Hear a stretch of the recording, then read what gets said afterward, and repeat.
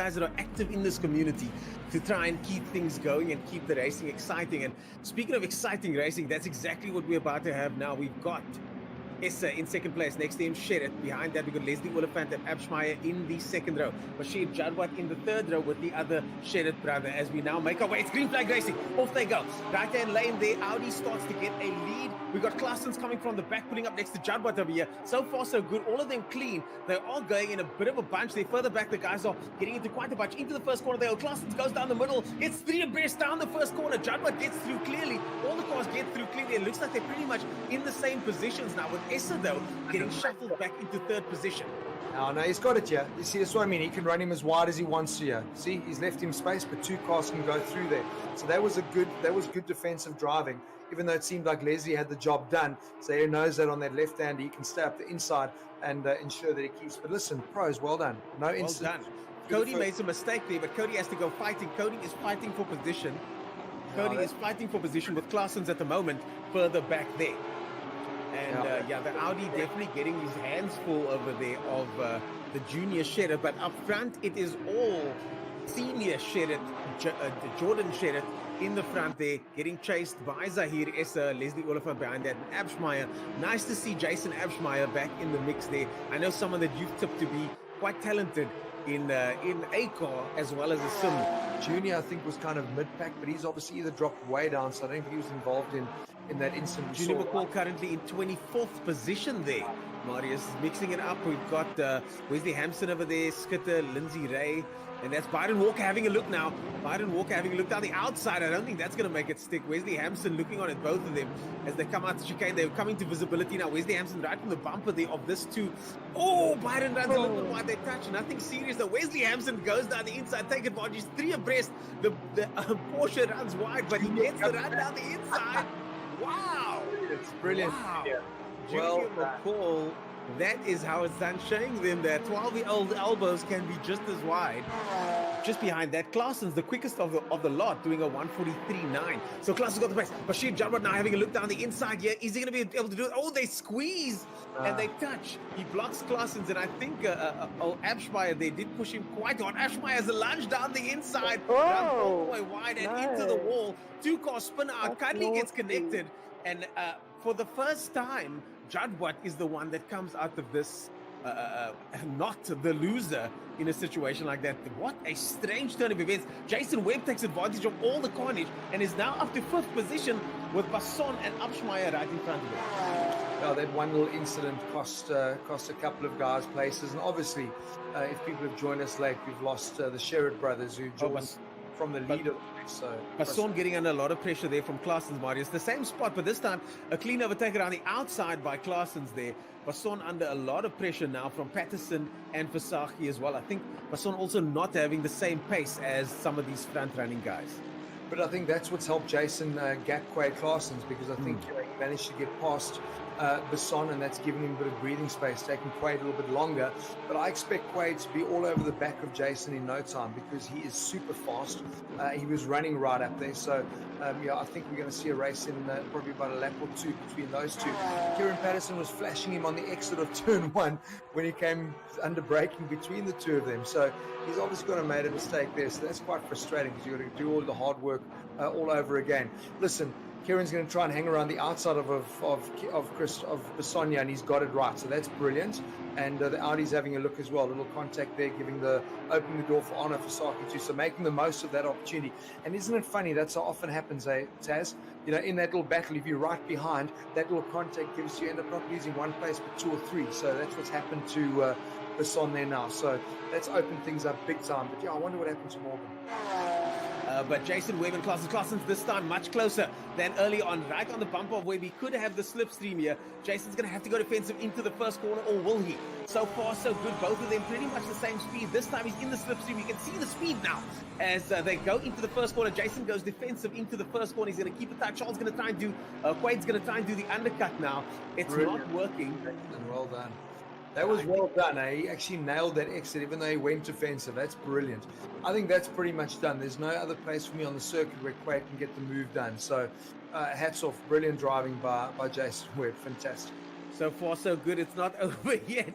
I'm still nervously watching on here. They've still got about half a lap or so to go. And as I said, I know these guys, both of them quite well. They've raced together just this week, and both of them are exceptionally competitive and fast.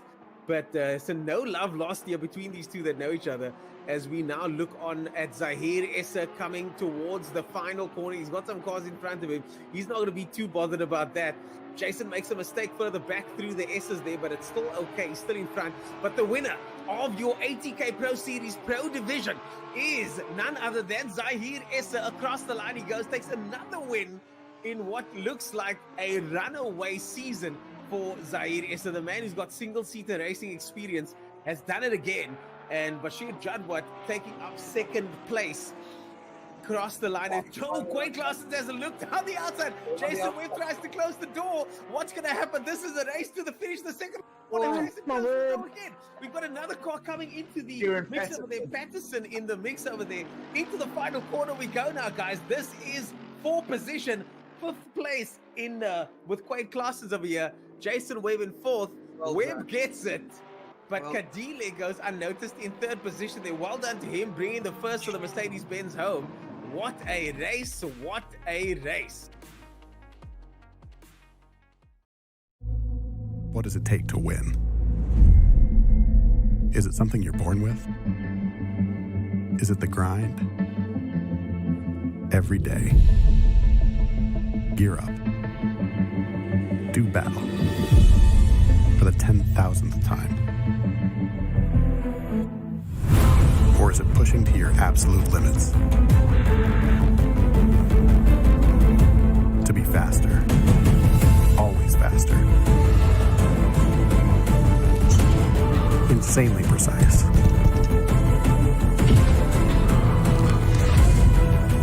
Totally free and at one with the game. Or maybe it's just getting to that place where nothing else matters. Nothing in the way of winning.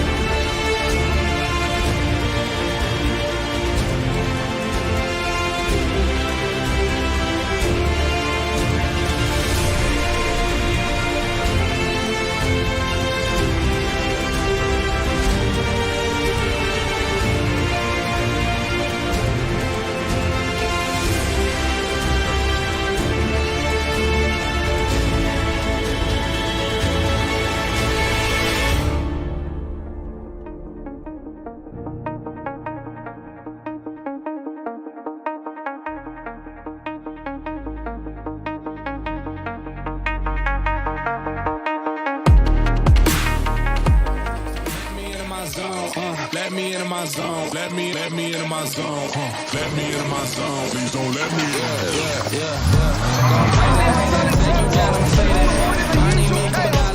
Telling you now this payback. So I pay that. Ask him now what's stage at. I've been going to the top and I got what they not, so I know that they hate that. But I'm on that. All these lanes gonna zone out. And all these lanes gonna tell you what I did. I'm doing cause I own that. And I stay in the lab and I kill everything, but I don't ever move from my phone. So finally back in my home. I'm working like so much, that's why I have me a drum. Till I answer my phone, now I just need to stay in that home. All in can't beat me up cause I'm back in my zone now. Having a great strap and almost banging wheels.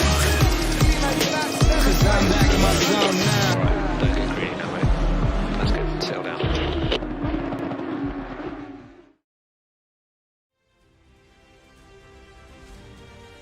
Welcome back, folks, to round 9 of the ATK Pro Series, brought to you by Kailami 9 Hour and Motorsport South Africa. And this week, it's Bathurst, folks. We are on the mountain, Mount Panorama to be more specific, and this is where it's all going down this week. And if you've been following the last couple of rounds of the ATK Pro Series, you'll know that this is an action-packed sim racing category like no other. Some of the best sim races in the country are here on the mountain today. And the mountain has not been without incident, as we saw earlier on with the Pro-Am guys. They, of course, started at 1 o'clock.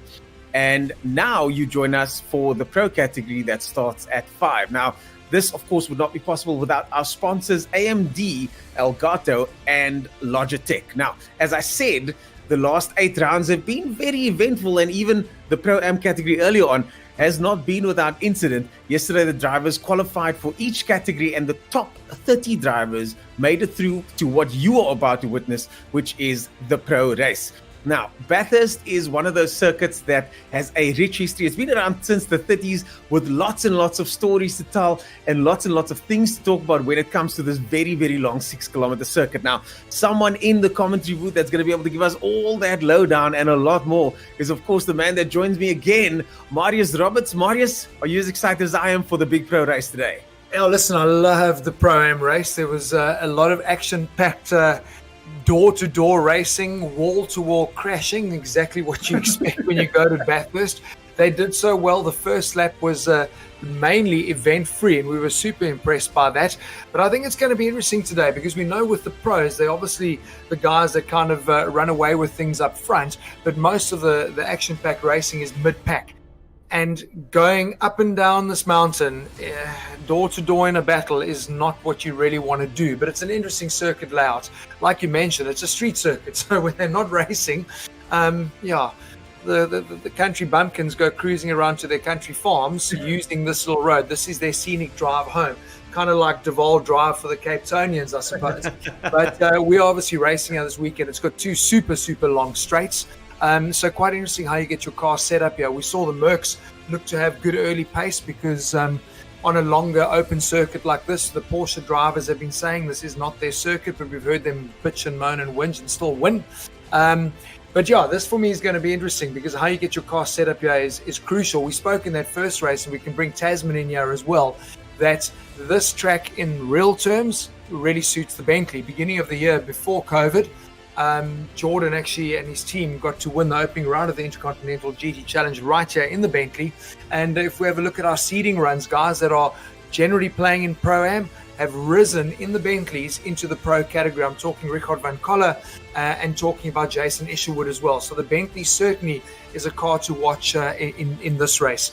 Taz, a fantastic circuit, full commitment.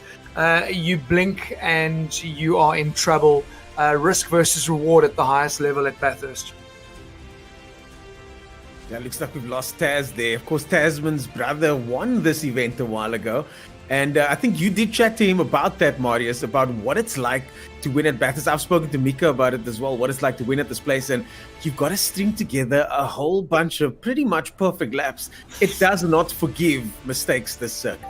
Yeah, that's for us what's so crucial, because I mean, what we were talking about in the Pro-Am race, and it's worth repeating now with the pros as well, is that you literally have to do the follow my leader bit. You know, once you go through the cuttings and you hang that left and you start the climb to the top of the mountain and down the other side, it is full on commitment. There are curbs that you must take, curbs that you've got to avoid, but the smallest error puts you in the wall and there's no runoff. And a lot of the corners are off camber, so getting the car perfectly set up there is crucial. But then you've got these long straights. So it's, for me, again, a very track about being patient. Know where you're going to do your overtake, and that's generally on either of the straights. And then literally just make sure you're in the right position over the mountain to get those passes done. up on the hill is not where you do overtaking. But it's a 50-minute race, and that is where problems are going to happen, because it's hard to keep the focus, hard to hit the apex and make sure you're on the perfect racing line for every single lap for 50 minutes. And if you do make a mistake here, you're crying. You're in the wall. Well, 50 minutes is a long time to go racing for these guys, a long time to not make any mistakes. And we look now at the standings. We've got Jordan Shedid all the way at the top. The only driver to do 1:59 around the mountain, 1 minute 59 seconds. Jason Webb in the low 2 minutes in second position, a very good result for him. He's going to be happy with that. In the Mercedes, Leslie Oliphant behind that. But interesting to see Bruno and Jason both in the top 5 in the Mercs. And does this finally mean that the Merc is good here? Because I've heard and I've seen that the Merc is actually 10 kilometers an hour faster down the 2 long straights over here. Well, listen, I mean, Taz, if you are with us, jump in at any time, because we've introduced you a few times and we don't know if you're here. Are you here, Taz? No, okay, still not. So we'll carry on. If Taz comes online, she can join the commentary. But yeah, this is what we saw 2 weeks ago at Hungara Ring. Zahir was saying the next couple of circuits, because in 2 weeks' time we go to Suzuka. These are proper driver tracks, but they're also big circuits. They're fast circuits. And his feeling was that this is really the sweet spot for the Merc. And we looked at how well it did at Monza. So his reasoning was, well, there's no excuse for them to do well. And looking at the early seeding runs, having Jason and Bruno second and fourth certainly is tipping the hat that the Merc could be running very well here.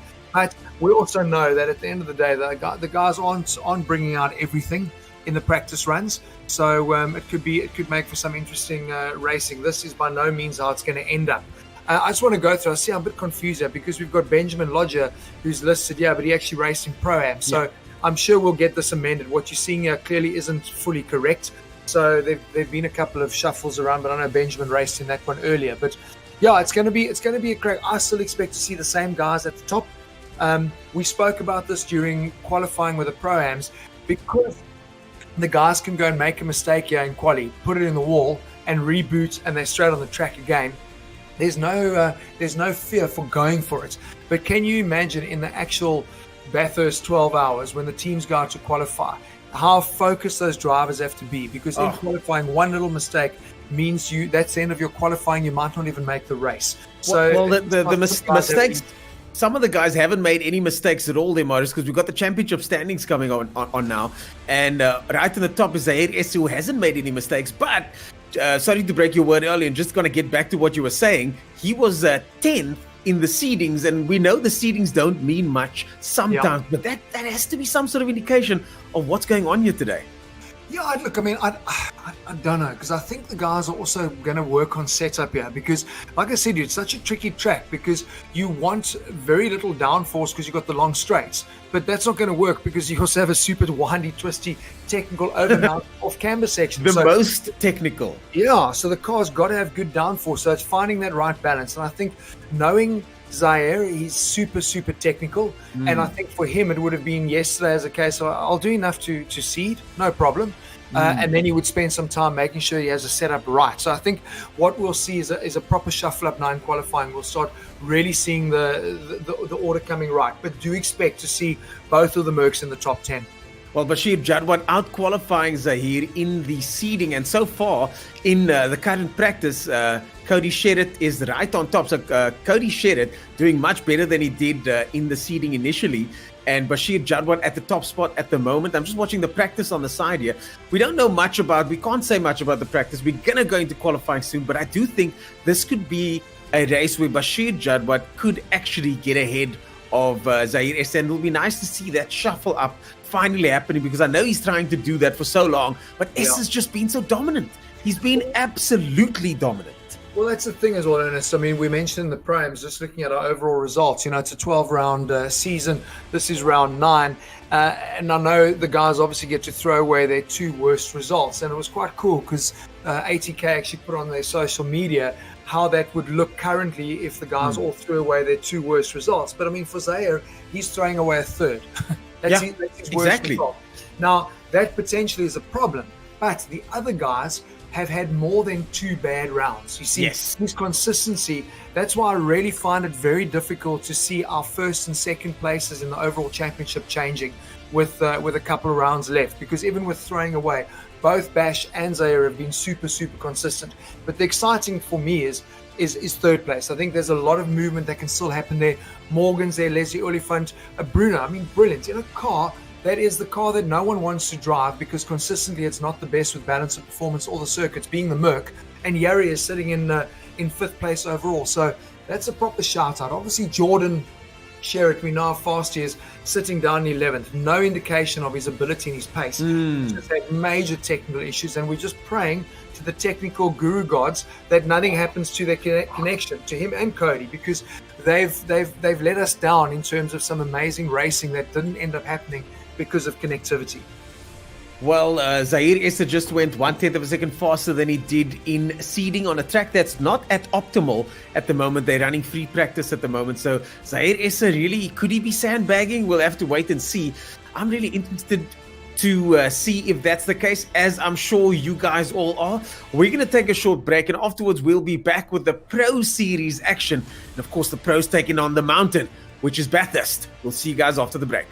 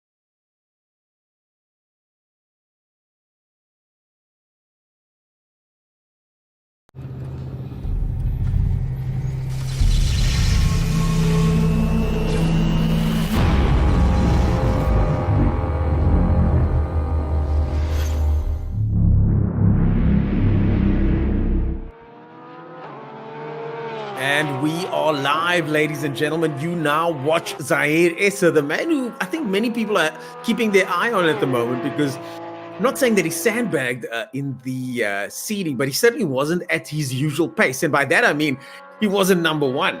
And he was 10th, in fact. And now he's sitting second. The times still need to populate. But it's going to be interesting to see what Zaire Issa does. Versaki currently on top there. This is going to be the first completed lap by Issa as he makes his way into the final left-hander across the start-finish line, which is, Marius, of one of the most, and I want to use the word, the most epic circuits in the world. Yeah, man, technical. I mean, these corners here, you look at, especially this one, the hell. You think, oh, well, it's a 90 left. What's so difficult about it? But the crucial part is here.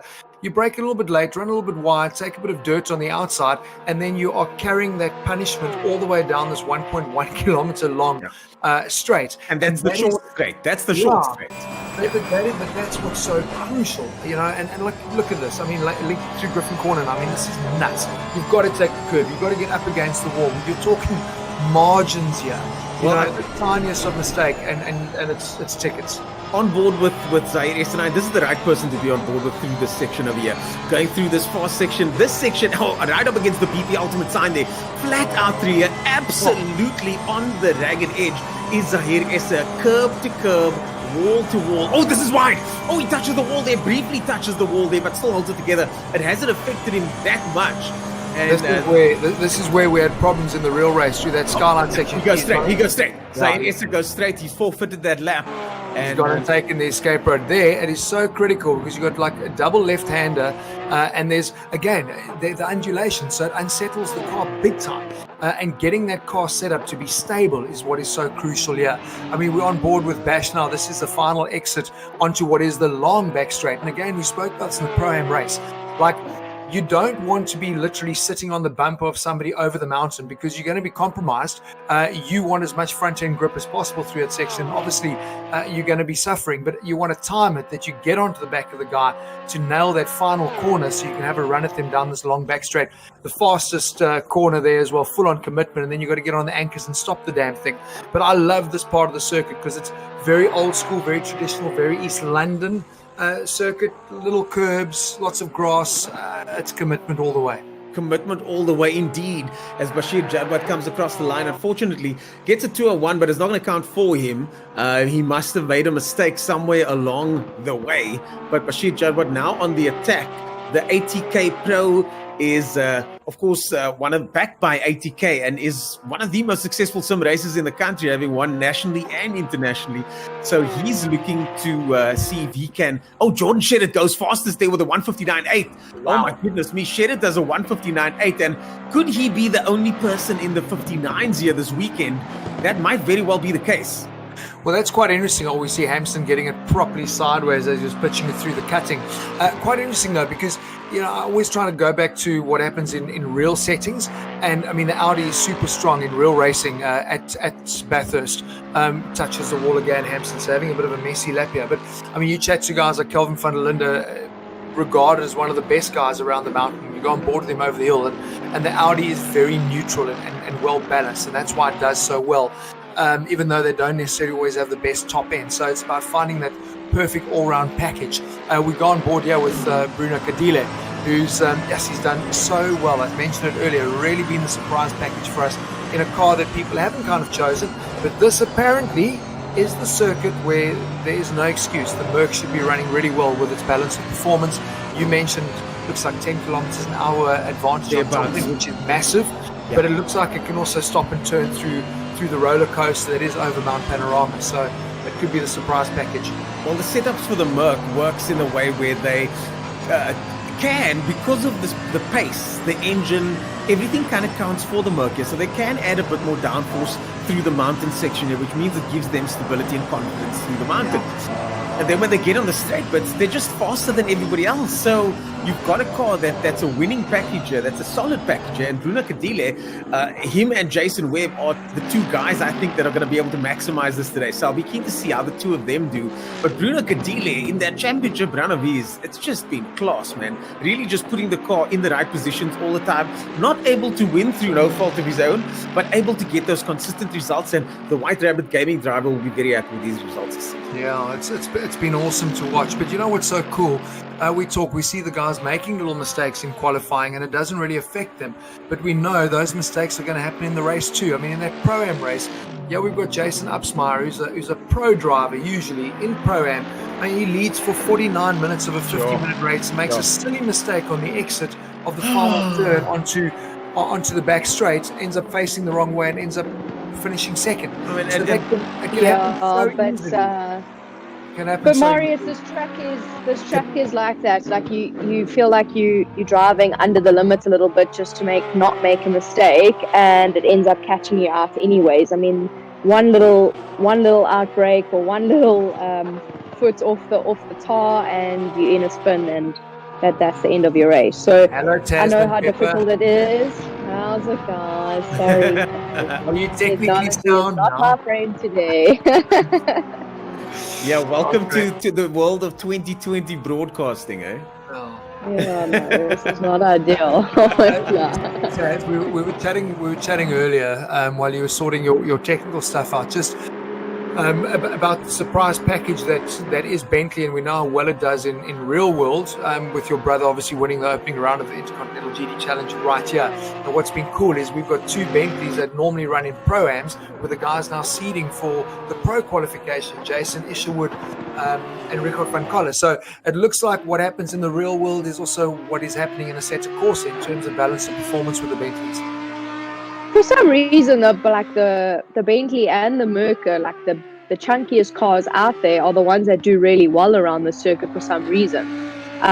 They've got obviously the straight line speed, but for some reason their cars just seem settled through the tighter sections, like down the hill and through the mountains. So it's confusing and it doesn't make sense, but for some reason that package just works here. And like you said, in real life it works, and now in the game it's obviously doing the same thing. So I don't know why it is, and you can't explain why it happens that way, but for some reason it works, and it's obviously the car of choice. But at the moment we're seeing an Audi in the front, and it's quite nice to see a difference to the Porsche. But yeah, like it would be nice to see that Bentley and that Merc a little bit higher up. Taz, it's interesting though, because I think what you've said there is exactly it. I mean, the proportions of those cars, they're more sedan-like as opposed to supercar-like. And maybe it is that bulk over the rear that makes it a lot more stable through here, because you look at these, so many of these corners are blind and they're off camber and it's dropping away. So the last thing you want is a lively rear. You need a car that's going to really follow the nose and be stable. So it could very well be that because of its shape and how it handles what it does, that it makes it such a formidable car here. But the Audi is also super, super strong. We know they always run well here. Chatting with Kelvin, I mean, that's what he spoke about. But it'd be nice to get like feedback from you as well. Your brother winning here. I mean, I remember your dad was so stoked when he said to me, like, Sterling Moss's name is on the trophy for the Bathurst 12 hour. Now so is Jordan's. It must have been a massive moment for the family, eh? Yeah, I mean it's one of those races you want to put to your name, so everyone knows about Bathurst, and so it's quite an iconic race to win and really special. So the fact that he had that first race of the season and that's the one they won, and then all of this COVID nonsense happened, I think it's even more special, But yeah, like I said, I don't understand why that car works here. But it kind of makes sense the way you were describing it. It just seems more balanced when it comes down the hill because of its positioning in the car, the engine in the car, and all of that. So, yeah, I mean, it works, and maybe it's something these guys got to think about going into. But there's also only one round here at Bathurst, so you kind of can't choose your car for this track. But yeah, it's going to see what happens in the race today. Two guys that certainly chose wisely for the entire season have been the Shedid brothers, and we're now on board with Cody Shedid as he is running in second position. I think that's his highest qualifying position so far. Hopefully he can keep that, but wow, man, well done so far from him. Just 0.6 of a second down on his brother, the only person to be in the 59s. Yeah, but Ernest, you know what I mean? Like, please, I'm just praying, because we've seen this flippant story play out before. Sure. Yeah. Here it's on pole, first lap, yay, gone, technical issues. So we really hope that we don't get robbed of a fantastic race through technical nonsense, and that both Sherrod brothers actually qualify and get to race and get to put on a show, because the Audi looks properly fast through here. So it's good to see Cody right up at the top. Leslie Oliphant there at the moment in third, and yeah, I mean they're nearly a second off the pace. Bash is a second off of the pace, and so is Essa. So that is massive. And I think for me, psychologically, qualifying on the front row here is crucial. I said to you in the Pro-Am, you've got that hell corner that you got to get through. Then you've got that long 1.1 kilometer run before you start the climb over the mountain. You do not want to be 5th or 6th or even further back mid-pack as guys are hustling and jostling for position going over what is such a deadly flipping circuit. So I think if you can qualify in pole and get a clean start, man, it's going to make your life so much easier for the next 50 minutes. Definitely the top 4 guys, I think, can probably all have a bit of a gentleman's agreement going that first corner. Let's the 4 of us just make it through the first couple of corners. But the guys further down, Charles Wilkin, for example, Jason Webb, guys that were much, much higher up in seeding are going to want to finish those qualifying further on top. There's 7.5 minutes to go. And you don't want to be stuck in the mid-pack here if you've got front-running pace. So qualifying proving to be a bit difficult for some of the guys, because I think some of them are just struggling to get clean laps around the circuit. I mean, I'm sorry, that's no excuse. You've got a 6.2 kilometer track. You're not going to be fighting for track position here. There's plenty of space. It's like the Paul Ricard story again. Lots of opportunity. So I don't think that's it. I think guys are struggling to get their rhythm, because it's one of those circuits where it's very easy to make a mistake and you think, let me reboot like this. I made a mistake, not happy with my lap time, let me pull out. And you might find a lot of that type of stuff happening, but the guys need to get a banker lap in. Yes. and then they can sit and play. And I think a lot of those guys at the bottom are kind of looking at their times and going, well, this is pretty much what we ran in our seeding runs. This is as good as we can go. And that's not a bad thing, because this track, yes, as great as it is to qualify strong because it gives you a great position in the race, there is so much that will happen in this race that if you are further back, it's not going to be the end of the race. You've still got a lot that can happen. What we saw earlier on. But sorry. Just with regard to incidents, somebody else makes a mistake and you get punished. And what I was referring to earlier on is also the fact that yes, it's not just the traffic, it's the rhythm, as you say, of making one teeny mistake and back to the pits you go. Yeah. And it's a 2-minute lap, so that means it's a 2-minute out lap. So they've got 6 minutes left now with Jason Webb and Charles Wilkin, two of the guys that I think that should be a bit higher up in the standings. Yeah, but you know. Yeah, but I mean, even when they are mid-pack, this track is you want to stay out of trouble and you want to avoid incidents, but the incidents end up finding you if someone else makes a mistake. So it's not even like it's not even something you can avoid, because if someone crashes coming down the hill, the chances of everyone hitting him is very high. Yeah. So it's almost like, yes, you need to qualify in the front and you need to check out and you need to go, but the harder you push on this track, the more you end up crashing. Yeah. So it's not an easy track. I mean, we just raced here recently as well, and you push for that section coming down the hill, and the more you push, the more you end up crashing. Did you race this with a single seater? Yeah. Are you out of your mind? I know. It wasn't easy, but so like I know how difficult it is. As soon as you try and find time coming down the hill, you end up crashing. So things go wrong so quickly here that it's actually sometimes it's not even avoidable. You're trying not to crash and you end up crashing. Yeah, well, look, we Taz, we had that in the Pro-Am race because there's nowhere to go, and a lot of the time it's blind. You come over a crest and there's a car facing the wrong way. But I mean, it's so easy to overdrive. You know, that's why do you think there's a hill climb and not a hill down?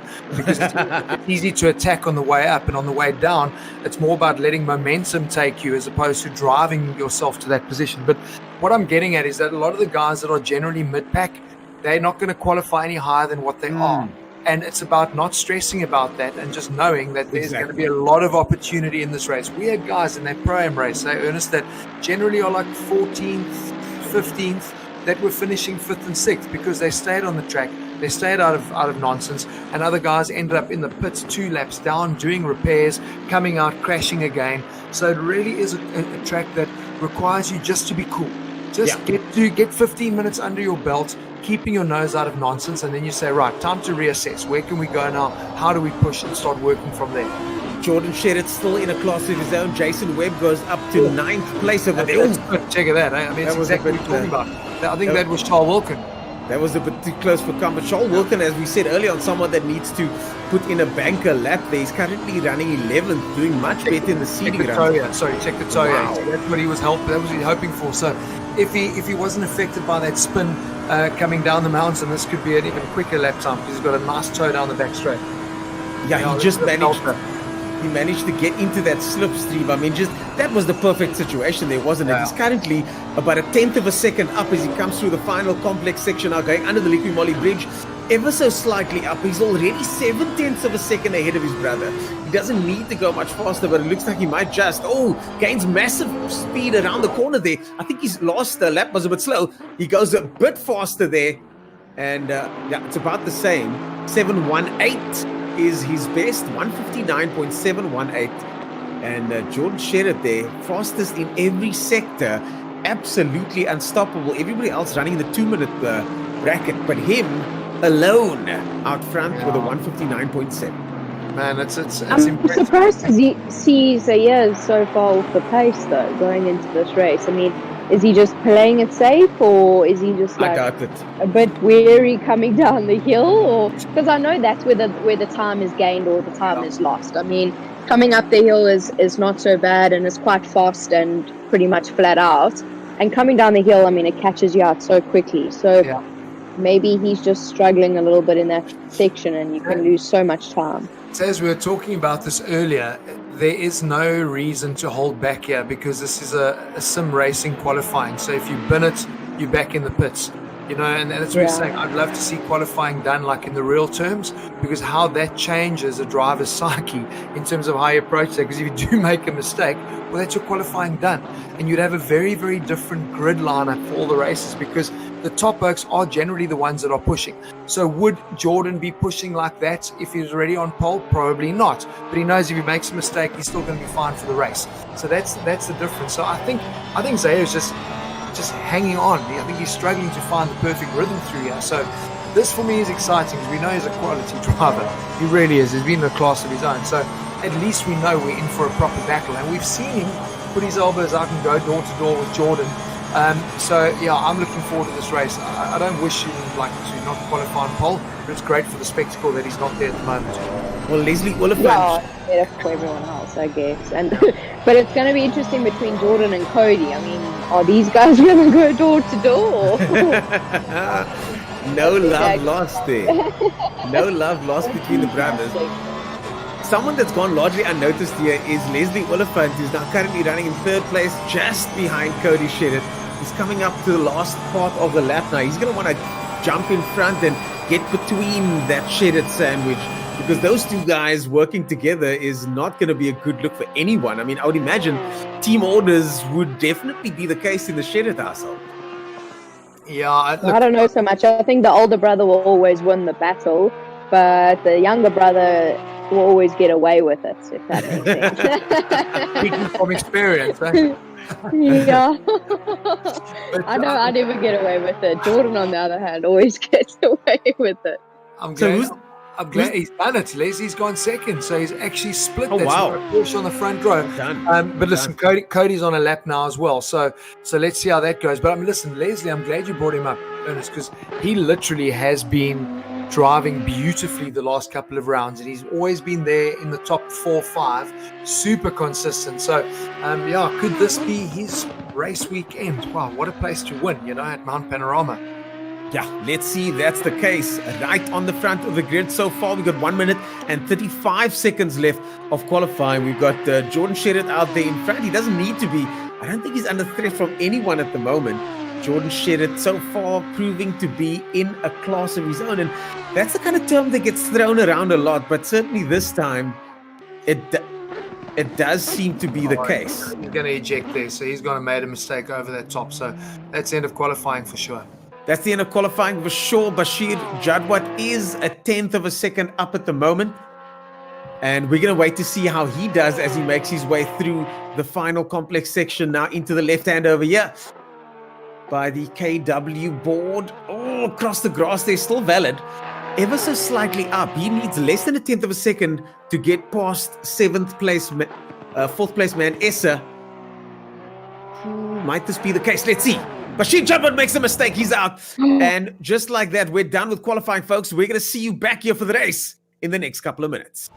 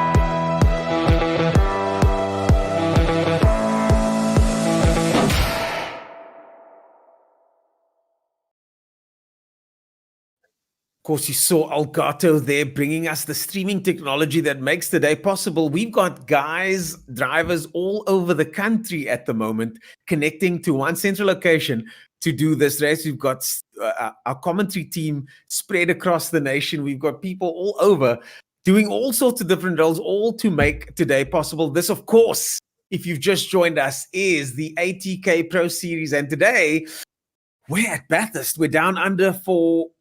And what is, I hate the word epic is so overused, but the circuit really is that, isn't it, Marius? Oh, man. It's a flipping street circuit. That's how crazy the people are down under. This is their daily drive, and then they decide to throw some race cars on it as well. That's what makes Mount Panorama and the Bathurst race such a special one. And, we chat with the top international GT drivers, any racing driver, and he'll tell you Bathurst will be there as one of their top three because it's risk and reward here.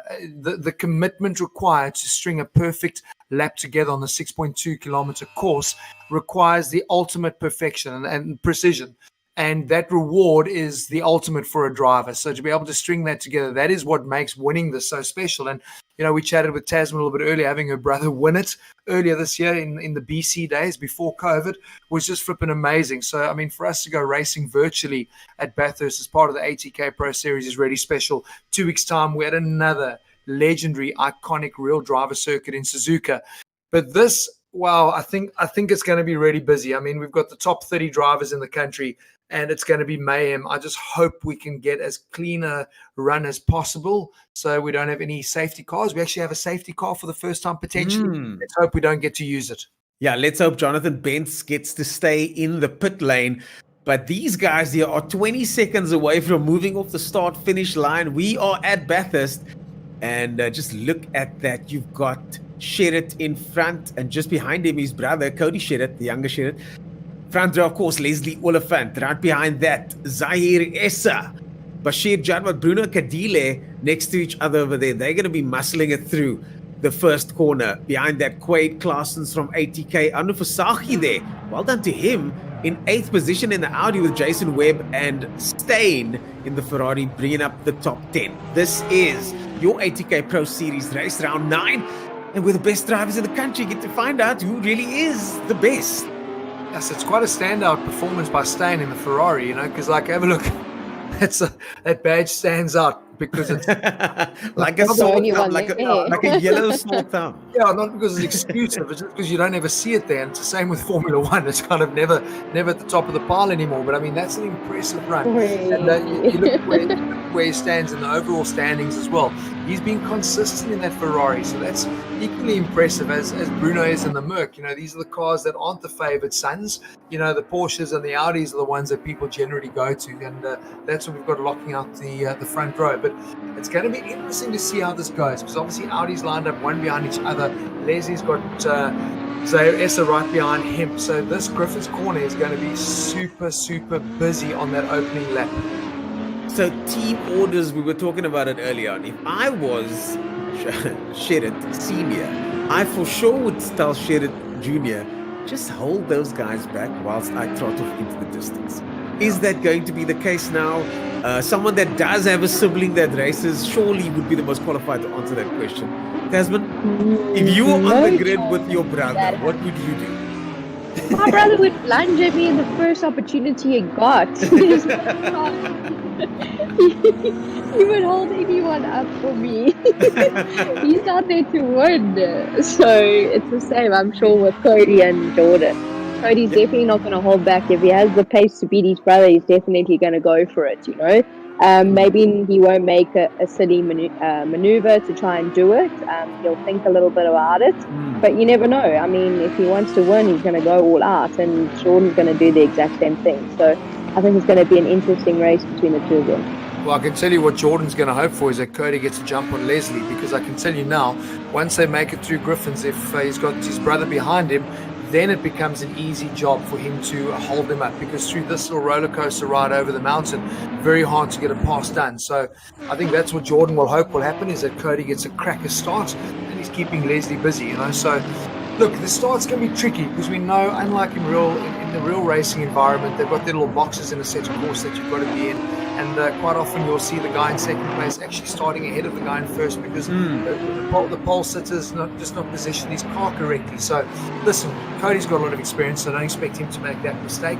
But it's going to be crucial how the start runs out. I mean, it's unbelievable, the altitude climb here. You know, they're sitting at 862 meters up at the top. Elevation change of 174 meters from the lowest point to the highest. It's massive. And if you can see something on camera, you've got to add 10%, 15% to it in terms of gradient because the camera flattens everything out. Same with weight. I mean, that's why I look like I weigh 120. I'm actually very, very lean. No comment. I've seen you in person. No comment. Now, earlier on, we saw the chopper camera eye in the sky giving us a sense of what it looks like in the mountain. Later on, when we're in the mountain, we'll get a look at that eye in the sky camera. You can really get a sense of how the mountain is such a climb to the top. And then it's that long downhill stretch. And we were talking about this earlier on, Tasman, the way the car drops away as you get to that final section in the mountain. Yeah, I mean, the car gets really loose as you come over that crest, and when you're on the brakes, it makes it a little bit harder to actually control. So you kind of have to be wary going into that first little section so it doesn't offset you for the rest of the sequence. So yeah, and this is not an easy track to drive, and I think it's going to make definitely for some interesting racing. Well, interesting racing is exactly what we are about to experience. They make their way around the last corner before the start-finish straight. We got Sherritt in front, Oliphant next to him. Sherritt again, Essa next to him. The lights are about to go out. Ladies and gentlemen, we have green light racing. Off they go. Sherritt so far on the inside. He's got it. That's Kadile having a look down the outside over there. Somebody comes down the middle. They're three abreast so far. So far, so good. They touch ever so slightly. That's Kadile and Jadwat tangling it up there. But so far, most of them have gone through safely. Essa does seem to be having a look around the outside there. That is Essa going around the outside of Sherritt over there. Well done to him. Oliphant. Oh, wow, he's got second. Yeah, he's through to second already. And Cody's in wall, so that's a bit of a problem. There's the first out breaking himself. We said it's so easy to do. Cody was very, very cautious through Hell, the corner. He really backed out. He didn't want to go door to door with Zaire Essa, and he's kind of given him that position. But Zaire had great drive and literally drove right past Leslie into Griffin's corner. And it's so easy after 1.1 kilometers straight. Maybe the brakes aren't up to temperature to go now and brake yourself. But Cody's gone from second down to ninth, sitting behind Jason Webb by making one silly mistake. And we've got an Audi off. I think it's on. That's for Saki. Rear end. So action already. But I mean, where he's spun it, he's out of the way, so everyone can link their way through. So that's fortunate. Looks like it's only Honor that got tangled in that one. Thankfully so. Sherritt now starting to extend his lead over there ever so slightly, 0.7 of a second ahead now. But it's nice to see Essa showing some of that racecraft. He hasn't need to show it all season. And now finally we get to see Essa doing some actual racing. And I've got to say, that was some impressive stuff to get from all the way back there to second place. Yeah, but I'm just irritated because I think both Cody and Leslie were kind of giving this guy far too much flipping respect, you know, because I wanted to see him fight for it from fourth. But, you know, to be in second position before Griffith Corner, I'm like, come on, guys, you've just given it to him. Because if he was still in fourth, I mean, it was going to be a tough climb up and down the mountain on the first lap. Somebody's out. We've got another Audi out further back there in the live cam at the bottom there. And, that is not good.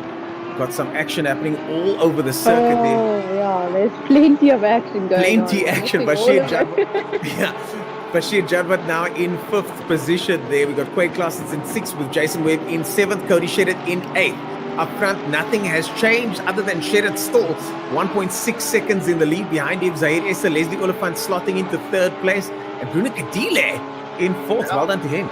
No, brilliant. And Jason's also made up 2 places. He's in 7th position now. So we start seeing that top end speed of the Merc. But I'm looking at, have a look at the Porsches driving past each other. Bash, I think Claessens just drove right past Bashir there. So that was quite interesting. I don't know if they've got different setups on their Porsches, maybe setting one up for better top end. I don't know, but the passes are possible. And for me, that front straight is kind of where most of the overtaking is going to happen. I think the back straight, as long as it is, I think you've got that fast right-hander that makes it quite difficult to get the moves done. So your exit out of that final corner is going to be crucial. But Leslie's now come to Yeah, where was he on the opening lap? Now he wants to race on the next looks lap. like everybody's slowing down. We've got a safety car. We've got a safety car announcement, and that's why I think that's one of the reasons he caught up to Esther so quickly. The safety car's been sent out, and our man in the safety car is, of course, someone that's a familiar voice to everybody out there, Jonathan Benz in the safety car. He's going to be... Jonathan, don't cock that up, because we've seen... Everybody's watching. We've seen safety cars get it wrong. Too many times. Don't become a meme, guys Jonathan. are so harsh today. Don't become a meme. So this is quite cool. Could be in our incident report tomorrow, Tash. The safety car driver. Let's leave the safety car out for the rest of the session. But this is quite an important call, though. It's the first time in the 80K Pro Series that we've seen a safety car call being made. And this kind of happened after Angara Ring 2 weeks ago. The discussion was that maybe we need to do that if we lose far too many guys through one silly little incident, and we end up with less of a spectacle. So my understanding, if it's like 4 cars or more, Ernest, correct? Correct. The car could be deployed, and basically it's going to stay out as long as it gives the guys chances to get their cars repaired. So it's not that we're going to drop them back and pretend nothing happened. They could lose a lap or lose 2 laps, but they're still going to be on the back end of the race in theory, instead of them being kicked out completely and the race being over. I think it's a lot better with the safety car. I mean, like you said, at least it gives them an opportunity to get their car fixed, get back on track, and not be too far behind. Yeah. I know it takes really long to reset and get towed back, and to still fix your car. I mean, by then you're already out of the race. No, you're too late on. At least that's not going to happen now, you know? Exactly. You do have time to fix it. I'm just trying to figure out why we have a safety car. I didn't see any major incidents, but we're going to get a replay. We just got word now we're getting replay on those incidents, so we can figure out exactly why this is the case. But Jordan shared it, maybe a little bit of frustration now, because once again, he's within striking distance of the man that we all know is a very good striker, Zaire Essa. Yeah, listen, I mean, that's what's frustrating, because you've gone and nailed your start. You've done everything right. You've opened up nearly a second gap, so there's probably not much of a drag that Zaire is getting, and now you've got to do it all again. So now he's going to have to battle Zaire this time. So I'm just hoping that Leslie is going to be switched on the restart, and he's going to put Zaire under a bit of pressure, because that's certainly what Jordan's going to want. But I mean, also this tech is obviously new. We don't have safety cars. Normally in the real racing, there'd be safety car on your screen, so you as the viewers would know exactly what's going on. So I don't know how you picked up Ernest, if you've got a WhatsApp telling you or saw the guys slowing off. I know you've got multiple screens. I've got a screen here watching the in-game footage as well, so I saw the safety car thing. But the announcement was made, but the guys needed to get the announcement, so eventually we saw the guys reacting to it. They reacted a little bit later, but finally they start to now get in tow. But it does look like the safety car's gone back in. It looks like we're racing again. These guys are going flat out here by the looks of things. Yes, the safety car's back inside, and I think we're racing again. What's happened here is that... Okay, I'm sorry. Jordan? Yeah, but I'm sorry. That's the most bizarre. Is this a virtual safety car, or is it a safety car? Because this is what I need to get my head around. No, there's Jordan. Okay. There we go. Okay. Jordan was... Because a safety car, everyone's got to bunch up before the safety car pull in. So exactly. I was like, what the hell's happened here? Whew, okay, so I thought Jordan managed to time that perfectly. He managed to get a bit of a gap there, but we're back in tow. The safety car can only pull in into the pits, whereas a virtual safety car works differently. I mean, they can switch it off. That's sectors of the track. So that's why I was like, I don't know what's going on here. But they've caught up to the back now. So I'm expecting probably one more lap under safety car, and then we'll be racing. Yeah, so I see Jonathan hasn't pulled in. So looks like one more lap under safety car. Those guys will all get their cars repaired. Hopefully we can get the replay while the cars are going very, very slowly around the track to see why we've got the safety car, because that obviously always helps as well. But that GT4 car is no slouch, but I mean, just compared to the GT3 car, and that's always been the case with the safety cars. Safety cars on the ragged edge, and the guys behind him are kind of just coasting around. Oh, look, especially in Formula One. Yeah, it's less noticeable. Here's our replay. So this is why we're under safety car conditions. So this is going through the chase section. Let's see what happens here. So this is what we're seeing in the background. Yeah, this is our leader. Come across, reconnect someone. Yeah, that's the contact. Where? Oh, there. Oh no! Oh my goodness me! Oh my goodness me! Oh, Byron Walker's involved there as well. Oh my goodness! There's Wesley Hampson threads his way through. And there might be more carnage now. Oh my goodness me, that was too close. I love it. It's the wrong way. It's like driving in South Africa regularly. We're so used to that. Okay, so that for me is a great call because that was one driver error, comes off the grass, ends up collecting 3 cars, 5 cars probably in the end of the day. So those guys would all have been compromised and none of them were at fault. So I think this is a great call to bring out a safety car. They'll get their cars repaired. Sure, they've dropped down, but at least they're not a lap down. Yeah, they're not 2 laps down. So yeah, that's it's so ideal because a lot of these guys, they spend a lot of time working towards this, and somebody else ruins their race. And if the safety car function exists and it comes out fairly, then it gives the guys a fair opportunity to be on the back of the grid, but then at least get back into the fight. Look, I mean, that would never happen in real racing, obviously. I mean, the safety car would only ever be deployed because there's danger on the track. But I mean, obviously, it's a hard reboot and the car's miraculously back in the pits getting repaired. There's no marshals on the track sweeping up debris. None of that stuff exists. So we just introduced this to ensure guys like Wesley Hampson that was involved in that race can get back onto the back of it and be in with a shout. So yeah, he's lost positions, but he's still there to race. Oh yes, and these guys are going to be reveling in the thought that they've still got 14 minutes and 38 seconds or so of racing left. We've still got Sherritt in front, followed by Essa Oliphant with Jonathan Benson, the GT4 Mercedes. They're leading the guys off as they now make their way down the very fast main straight. It's actually a 2-kilometer long straight as they go under the Amarok V6 sign over there. And just this corner over here, they say this is one of the fastest corners in racing and the fastest corner in touring car racing for sure. The very fast sweeping right-hander that takes us to the last section of the circuit. Jonathan Benz heads off into the distance as Sherritt bunches everybody up. Oh, he's going into Sherritt's gone. Oh no, we're restarting, so that's good. Look, that can only happen obviously once the car's gone into the pits. So he can't bolt now until Jonathan pulls off into the pits, and then it's up to him to decide when to go. So this is going to be interesting. Look, none of these drivers have got to do this. They've got to do a restart. Yeah, this will be the first time they've done it at the ATK Pro Series. I think by the looks of things, Sherritt's probably got the experience. He goes.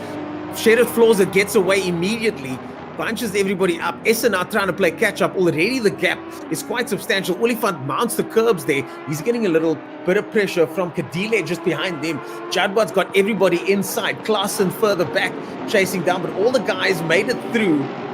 Most of the guys, everybody's making it through there. And thankfully, no incidents yet. Well, it's quite cool, Ernest. I mean, it's easy for the guys to get caught out here. Like I said to you, none of them would have been through this experience before. So a lot of them might be thinking it's like a race start where you've got to wait to cross the line for the lights to go green. Not at all. Once the safety car is pulled safely into the pit lane, the lead driver decides when he wants to go.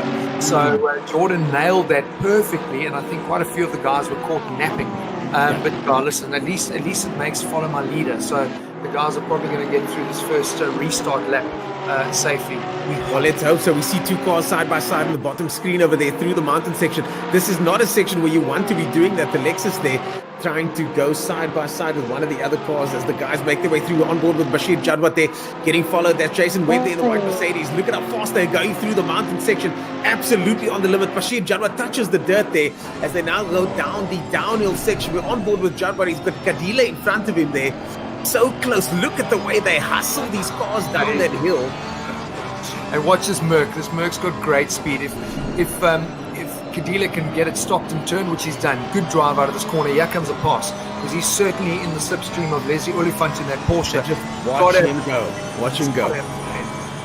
Watch the Mercedes-Benz. The pace over here of the Mercedes-Benz is just shatteringly fast. We've got Jason Webb in the background there, more than likely catching up with these guys. Bruno Kadile pulls him alongside Oliphant, gets next to him, gets past him so easily. Bruno Kadile, 280 kilometers an hour there. He's 15 k's an hour faster than Oliphant through that section. Unbelievable. What a move. But that was also brilliant. We saw in the Pro-Am race with Aldo Bellingham, twice in a row he made the mistake outbraking himself through that final turn, and then you compromise for 2 kilometers around the straight. But Bruno made no mistake, clipped it close to the inside, right up against the wall, got great drive onto the Conrad straight, and absolutely nailed that pass. Unusual to see Bash in 5th place. This is uncharted territory for him as well. But hey man, we've got 40 minutes to go, and this looks like fantastic racing. Cody Sherritt still hanging on the back there in 8th. Remember, he was started in 3rd, had a bit of a bad start and then smashed into the wall at Griffith's Corner. But he's still there racing. Looks like not too much damage to the car. So, yeah, man, this is going to be a cracker race because these guys are looking to capitalize on a very tricky circuit. Look at this Porsche sandwich here. 4 Porsches, 3 Porsches and a Merc. I love it. This is Bashir Jadwat. I think Bruno actually has a package that could actually potentially get second or perhaps even win. I know that the Merc is obviously a lot better on their tyres than the Porsches. So if he carries on putting in the laps and consistently catching up and staying out of the walls, I think he has a very good chance of finishing right up there.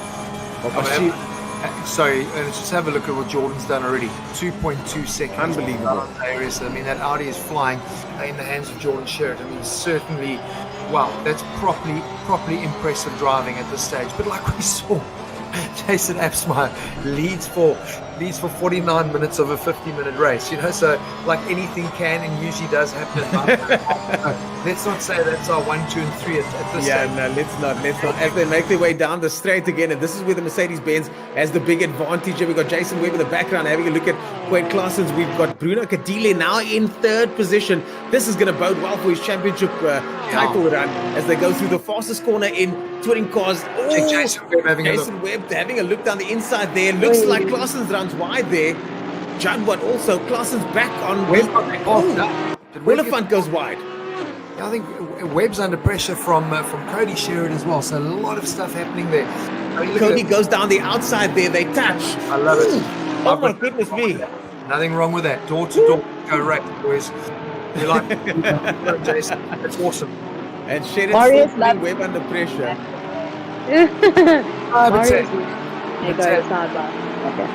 Says that's Polo Cup, man. That's door to door. No issue there, Now, Cody Sherritt's definitely got the pace. We saw early on he was mixing it up with his brother. So he's surely got the pace. He gets right up behind Webb, which has got the faster.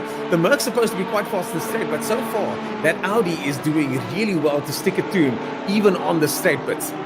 Yeah, I think he's getting a little bit frustrated behind Webb, a little bit. Yeah, well, he got himself caught up in that when you saw Quade Claessens. Leslie Oliphant ran wide. Jason was having a dive at Quade, who he's now got past, so that move was done. So that's what's brought Cody into the mix because he's made up a position here as well. So that's what brought him right into the back of Jason. And the critical thing here for Jason is just to make sure he has enough of a gap. That Audi's obviously very, very fast when it's in the toe as well. So if Jason can open up a bit of a gap when they go into the final turn onto the Conrad straight, he's going to breathe a lot easier. Cody makes a mistake. Cody had a moment there. Cody has a big moment there, and that could have ended in disaster. He's now facing pressure from Claessens behind him. Quade Claessens behind him made a little mistake early on, now in 8th position, but now applying pressure to Sherritt as Jason Webb starts to extend a gap now and hopefully catch up with the cars in front there. That's what he's trying to do. Sherritt now has his own problems as we go live in the screen below there to have a look at the action further back. That is Wilken there, having a look at Steyn. Wilken in, looks like 11th position, having a look at Steyn there, further back. I'm loving that Ferrari. He's held his position. He started in 10th. He's still sitting in 10th position. That's brilliant. Wilken, and they touch. Oh, no. Wilken went down the inside there, a little bit of an ambitious move there, and they touched. Unfortunately, both of them came off 2nd and 3rd best there. I'm sure we'll be seeing that tomorrow night. Because that's actually quite a pity. 33 minutes in the race as we're raving about how well they're doing. It's quite a bold dive up the inside, but we only saw a glimpse of it. So who knows? We'll hopefully get a replay. We've got a back marker here as well as we see lots of flashing as they come blasting past a Ferrari. I'm not too sure who that is, but that's Byron Walker over there. That's Byron Walker. Yeah. Byron Walker's going to have his hands full now as they head through the mountain section. He's got Bashir Jadwat coming up behind him.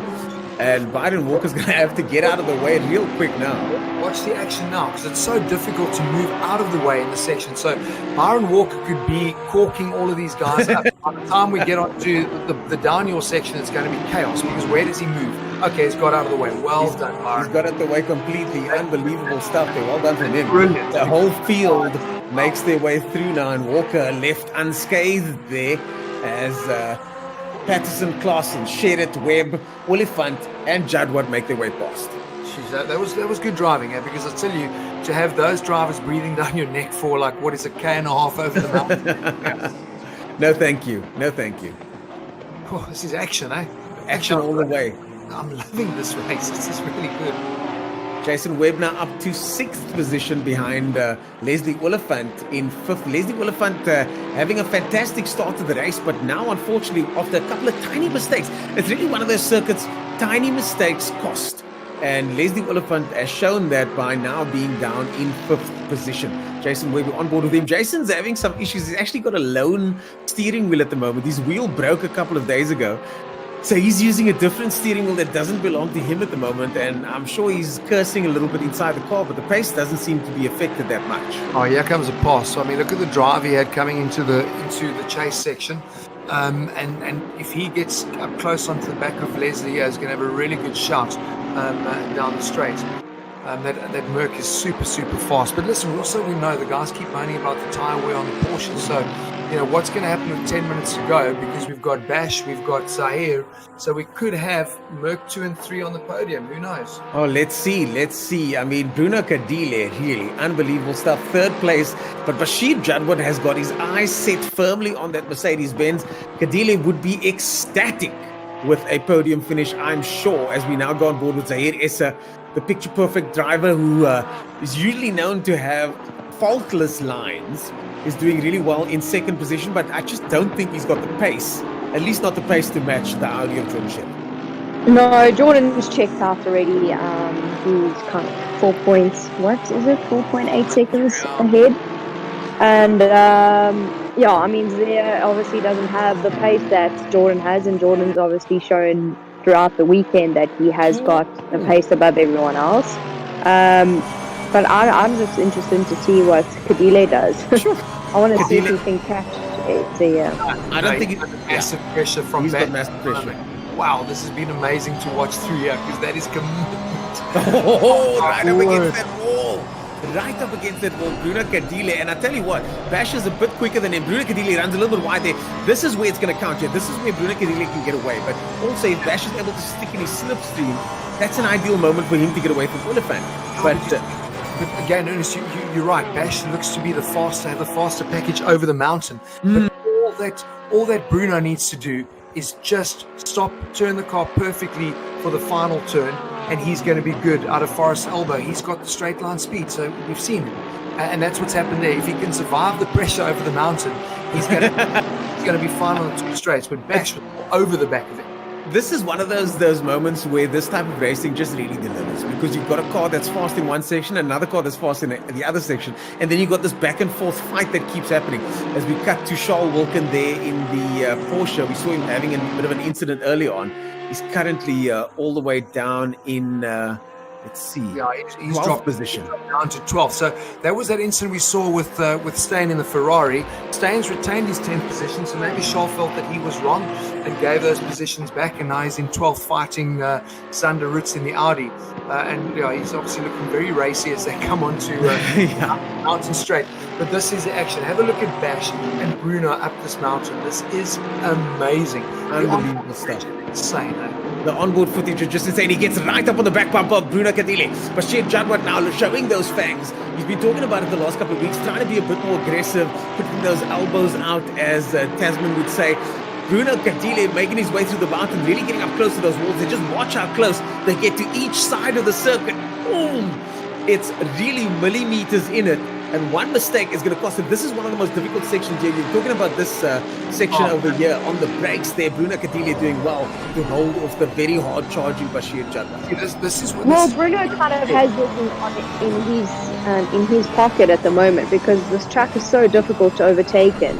As long as he can sort of defend those little pieces that can kind of have the opportunity of having a lunge at.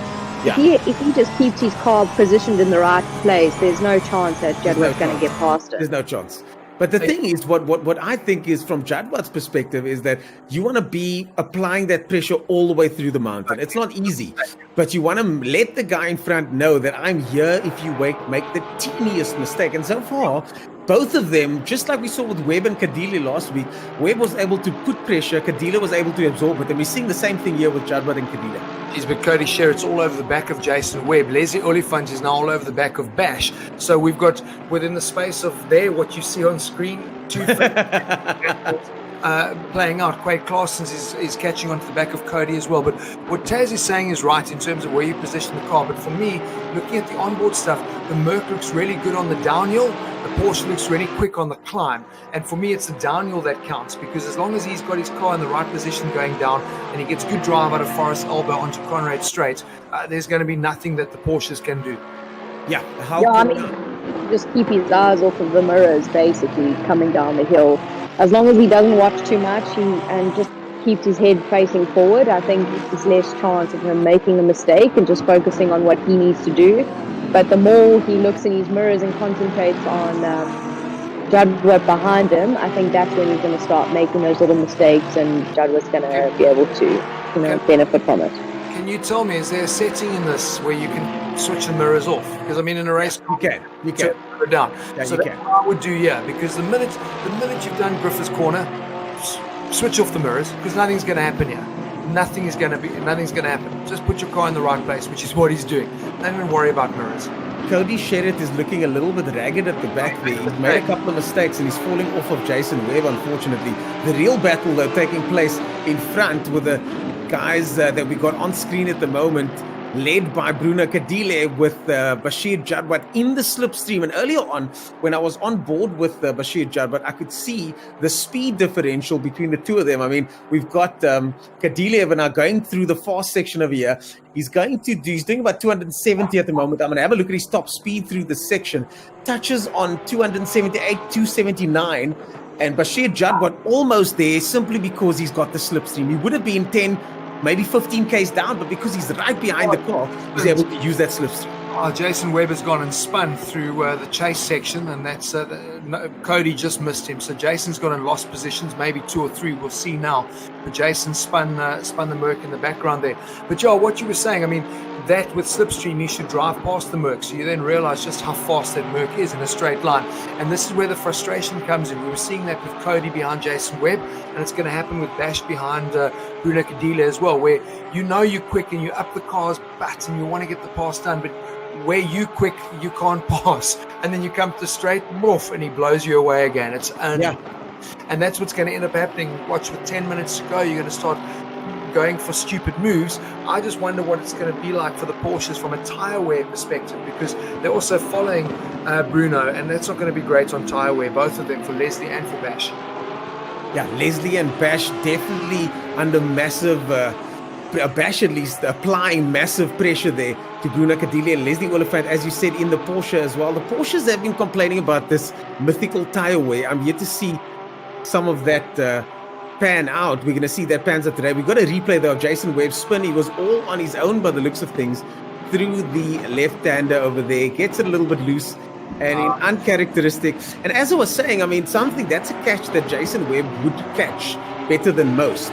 But as I was saying, just carried too much speed. We saw earlier when he had that overtake move, very, very late. He carries a lot of speed through that corner, but there he just took a little bit too much through the chase section. Yeah. But I do think it's also the fact that he's running a different steering wheel this week. I mean, it's hard to catch a snap like that, because he ran in, lost it one way, and then it snapped the other way as he was trying to correct. And those are what are so difficult to pull back. So difficult, especially in the sim.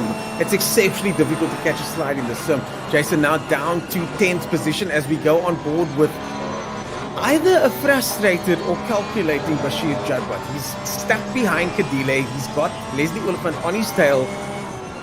He is an accountant. This is true. We just got our producer whispering in my ear there. He is an accountant, so calculations is not something that he shies away from.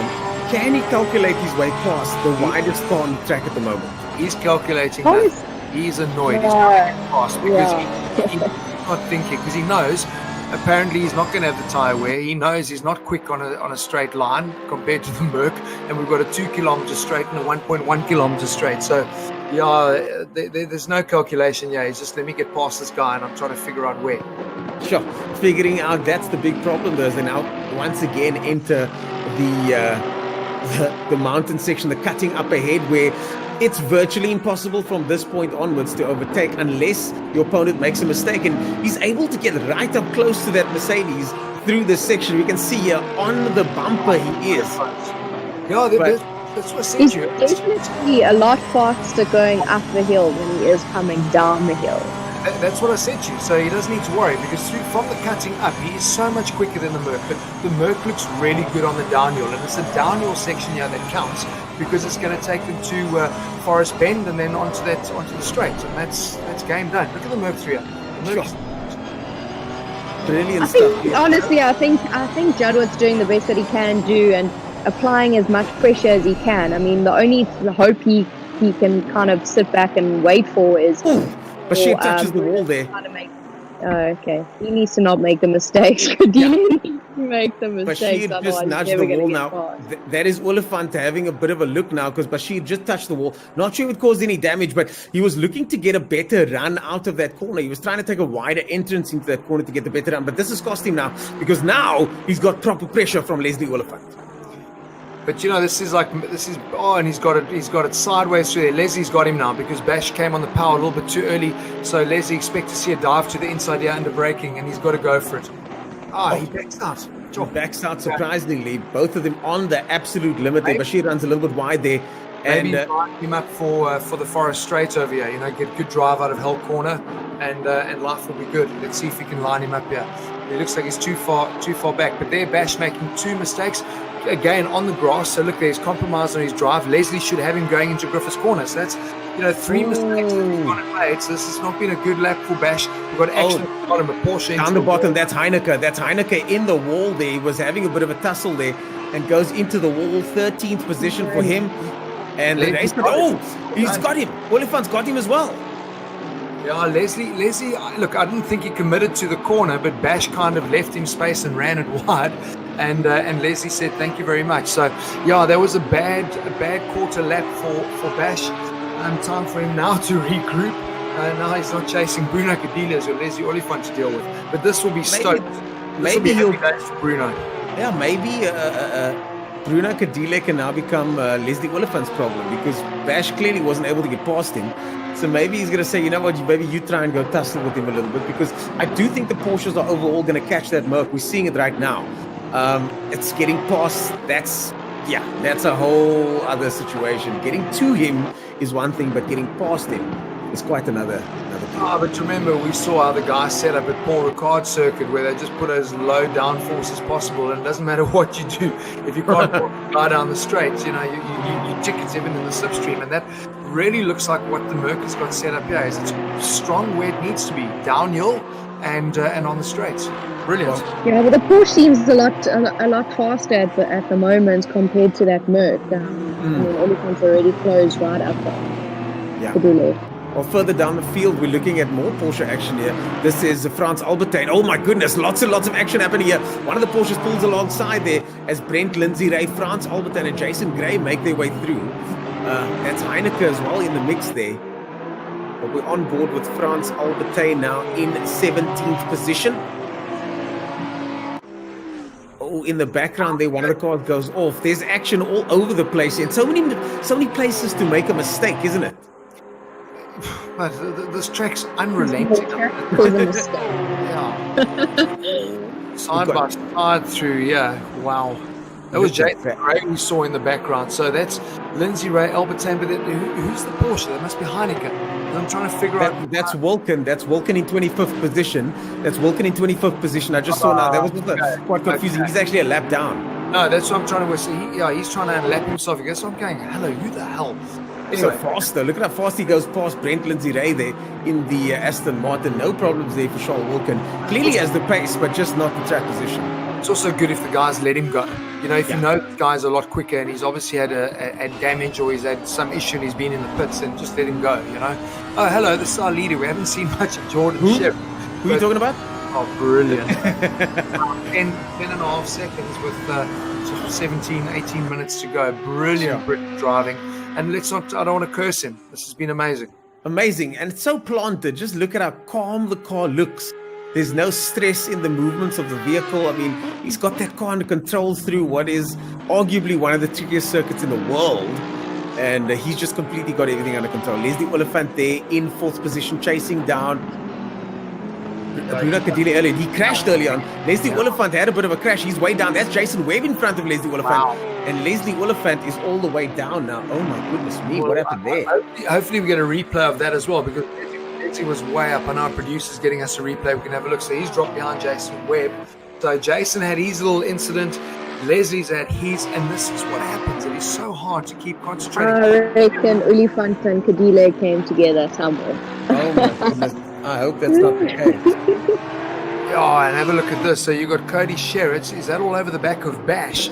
So, and Quade Clarkson's the background. So Cody's made up big places because he was flirting around with 7th, 8th place, and he's up to 5th. So obviously benefiting from Leslie Oliphant making a mistake. And up ahead is Bruno Cadile. So Bash is going to have an Audi all over the back of him. So I think, well, this could be a major comeback from Cody. We know he's got the pace. He's just got to have the patience now, and the passes will come to him. Now is not the time to try and make a pass. Just stay with the Porsche up the mountain and get the pass done on the Conrad Straight. That's what I hope that he is thinking. Yeah, indeed. And that's really, patience really is the thing to have here around the circuit. But how much patience can you have if you're running out of time? They've got 16 minutes left now. I just had a look offline at that Leslie Oliphant incident. Unfortunately, he did that to himself. Made a mistake on top of the mountain while chasing Cadile, and unfortunately spun out. Right. There we go. Gets touched there by Jadwat by the looks of things. Jadwat gives him a little bit of a nudge as he comes out in front of Jadwat. Gets spun around and now is in the heat of the moment as the rest of the cars make their way down. Bit of a J-turn there and just getting missed by Skitter, I think it was. You see, that's going to be an interesting one, Taz. I'm sure that'll be in our incident report, because he obviously missed the S's and went straight. But he then can't just reassume the racing line because he's missed the corner. And that's where him and Bash came together going through that down part section. So we can't really see exactly what happened with that little preview, but I think, like you said, if you go off the track, you shouldn't just rejoin however you feel. I mean, there are cars that are coming down already, and especially that section, you're already so committed that it's really hard to just back out of it. Got a time penalty added to him already of 5 seconds. So I'm pretty sure that was exactly what it was, because they put that straight section there through the S's. If guys, we often see him, they pull straight, but he just assumed the racing line for the next right-hander, which obviously that was where Bash already was. So yeah, unfortunate for Leslie, because we saw he had great pace, put the car in second position, and was in with a shout, and yeah, that's not really not going to make his weekend at Mount Panorama at all. But watch Cody Sherritt. He did what we said. Be patient over the hill. We'll start putting pressure on Bash. So I'm expecting that Audi to make up a few more places. I can't believe Sherritt's back in the mix like this. The young Sherritt showing a lot of maturity after that earlier mistake. I mean, it's nice to see. It's so awesome to see the drivers, especially the younger drivers in this series, grow in front of our very eyes. And Sherritt seems to be doing a little bit of that now, because he's giving Jadwat a hard time up the hill. Well, have you seen the juniors in front of Morgan? Talking about people growing in front of our eyes. Yeah, a 12-year-old that we first saw at the opening round in Kyalami, and he's made his way up into the pros because him and his book were sharing a steering wheel, so they couldn't both race pros. And Morgan, we know, I think he's sitting top 4, top 5 overall. Yeah. And his 12-year-old brother is showing him the way around Mount Panorama. So that's awesome for Junior. So that's going to be interesting at dinner after this race at Leicester. No team orders there at the moment, the two of them battling it out as we go on board with Cody Sherritt, the younger of the two Audi brothers, the two Sherritt brothers, applying some pressure now to Bashir Jadwat, who had a bit of a tussle early on. Quade Clarson's right behind him. He's got an 80k sandwich front and rear, both Porsches. And it's so interesting to see these cars and how different they behave. But the Audi certainly does have very, very good top speed down the 2 kilometer straight over here. Yeah, so I've just got that message. A 5-second penalty was for Leslie Oliphant's unsafe track rejoin. So, as we saw, so look, that won't be in our incident report because it might be, but I mean, the penalty's been issued. So it was a double whammy because obviously, he made a mistake. He ended up being spun around, but I mean, that spinning around was his own fault, and then he got a 5-second on top of it. So, yeah, well done to our officials for doing that. Not nice, but it's the right call at the end of the day. You've got to be so diligent on your return to the racetrack. Yeah, indeed. Yeah, I mean, you can't blame Jadwat for he was on the racetrack, he was on the line, and someone rejoined from a section that shouldn't be rejoined from. So, I mean, you can't put the blame on him for tapping someone around when he wasn't at fault at all. Check Cody into Griffith. Ooh, having a look down the inside there, right up alongside Jadwat there, and gets the move easily done. He's clearly got the pace on Jadwat and just makes it stick.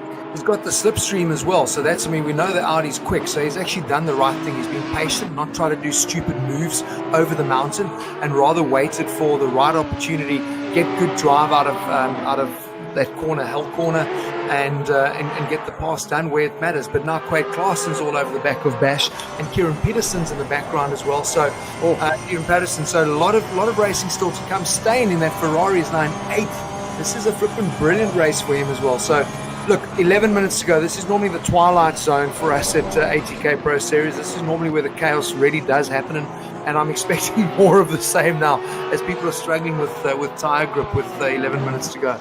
Yeah, staying over there, not doing too badly at all in 8th position. He's going to be happy with that. Jason Webb was applying a little bit of pressure behind him, but I think he's made a little bit of a mistake there. But Quade Claessen's now also making a mistake in the mountain. He was right behind his teammate just seconds ago, but made a tiny mistake up in the mountain, which put him back a little bit. The field now starting to separate ever so slightly, with Bashir Jadwat and Cody Shedid now finally having sorted the issue out. Oh, look at that. Sideways there goes Jason Gray, the Audi applying pressure to Brent Lindsay Ray. Yeah. Just as I was saying, the field separates. That's what happens. Brent Lindsay Ray getting some pressure now from Jason Gray, who's got a 15-second penalty. So he's going to want to get past just to make sure that that penalty of his doesn't cause any issues. Leslie Oliphant goes into the pits. I hope he doesn't think he had a drive-through penalty there, because that could be a fatal mistake for him. Yeah, I just worry that he hasn't had maybe some big contact. I've just seen the 15-second penalty for Gray was for an avoidable incident closing the door on car 86 while in close proximity. So thank you very much to our stewards for giving us these updates so we can keep you guys up to date with what's happening. So yeah, interesting. So 15-second penalty for an avoidable incident. So yeah, Jason Gray's got some saying sorry to do, I suppose, but being stuck behind Brent Lindsay Ray isn't going to help his cause at all. No, he wants to obviously try and get past as quick as possible to try to open that gap, but I mean, he's kind of running out of time. There's only 9 minutes to go, and he's still fighting for that position where he needs to somehow magically find another 15 seconds up the road in order to keep that position. And what I'd like to mention too, we haven't spoken about our Bentleys since we started this race. They were down in like 18th, 19th place. Look at where they are now. Rico van Carle in 12th. Jason Ishwood right behind him in 13th. So could the Bentleys be looking good from a tyre wear perspective? You know, is there a top 10 finish for him? That'll be great. At the moment, Junior McCall, this will be his best Pro-Am finish. I don't think he's been in the top 10 in the pros. We know he's won in Pro-Am, but this is a great result for him in the pros in top 10 at this stage. Brilliant. Wow. Junior McCall showing his brother the way around. Also showing an Audi a way around. We've got Bashir Jadwat here in front of him. Cody Shedid now. Bashir managing to stay within striking distance of Shedid surprisingly.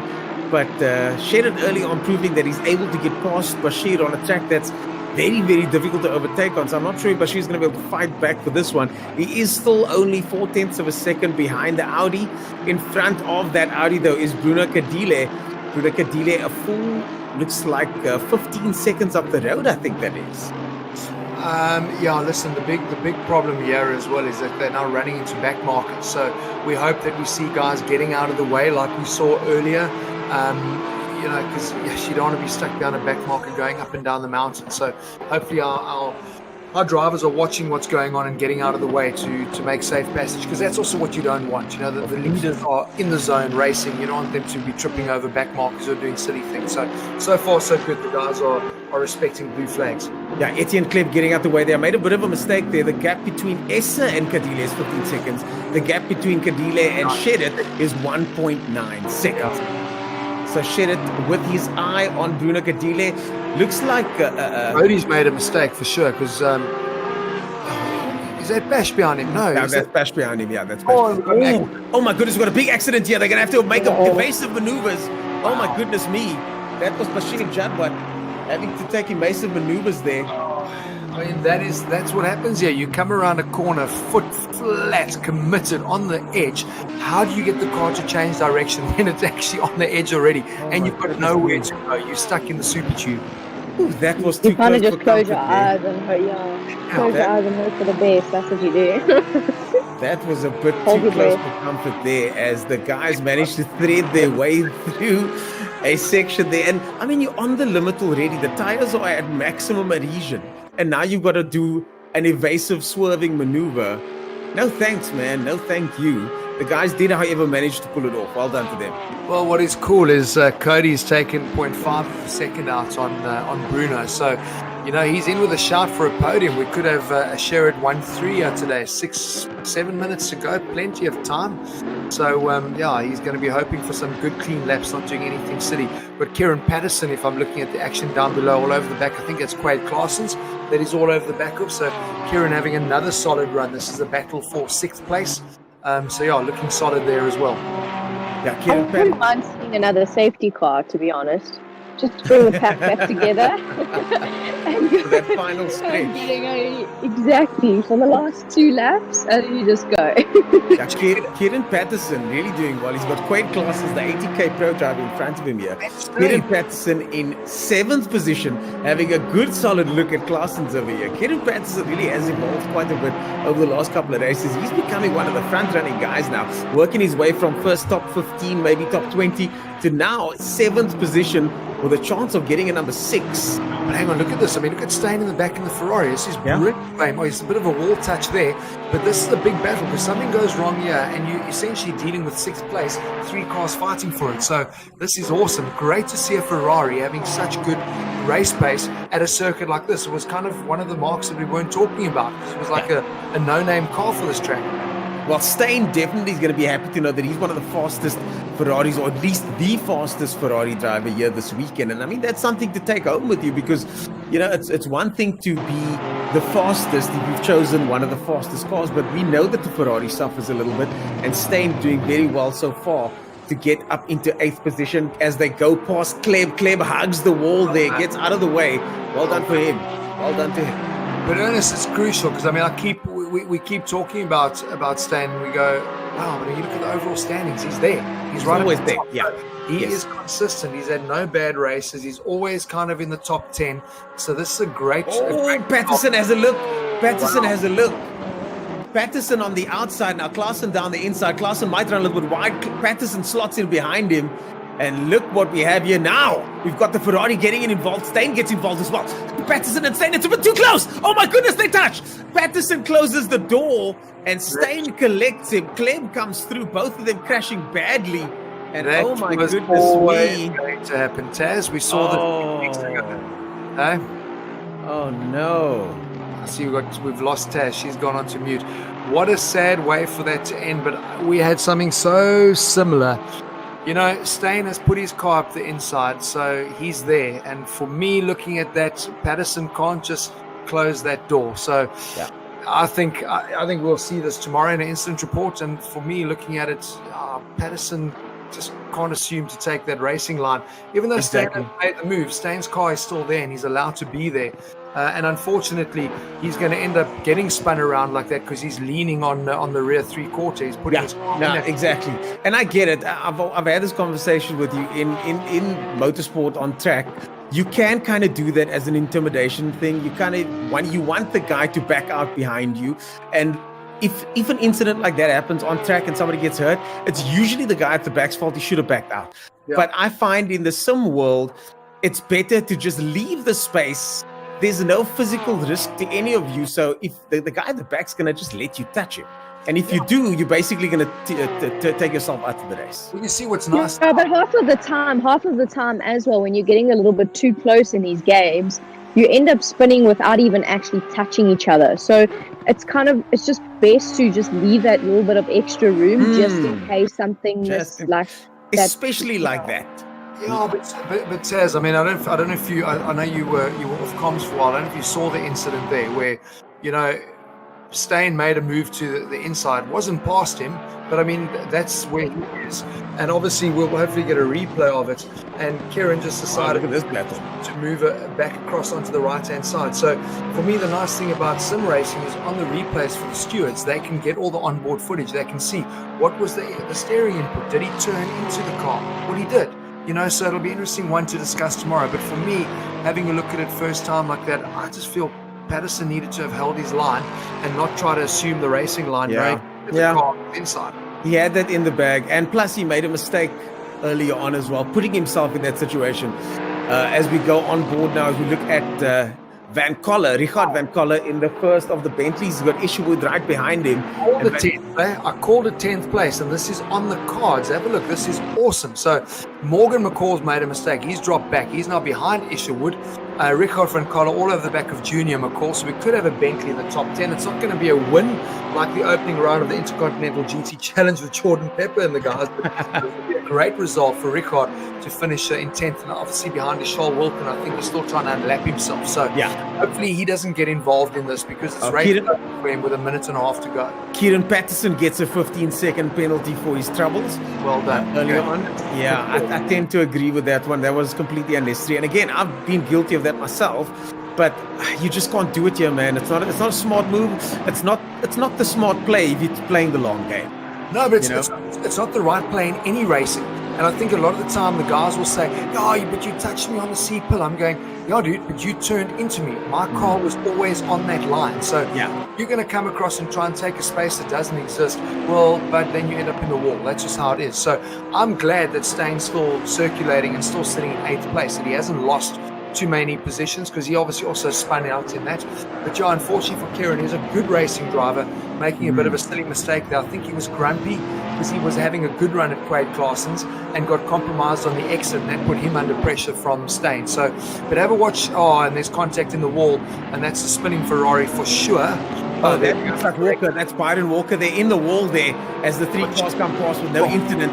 Van Coller now started to apply real pressure to Junior McCall with we've got Wilkin looking on. Wilkin seemingly just holding back and letting this unfold. He knows there's less than a minute of racing to go. And they're going to start doing their last lap any second now. Oh, the Bentley has a look. The Bentley has a look side by side through the sweep.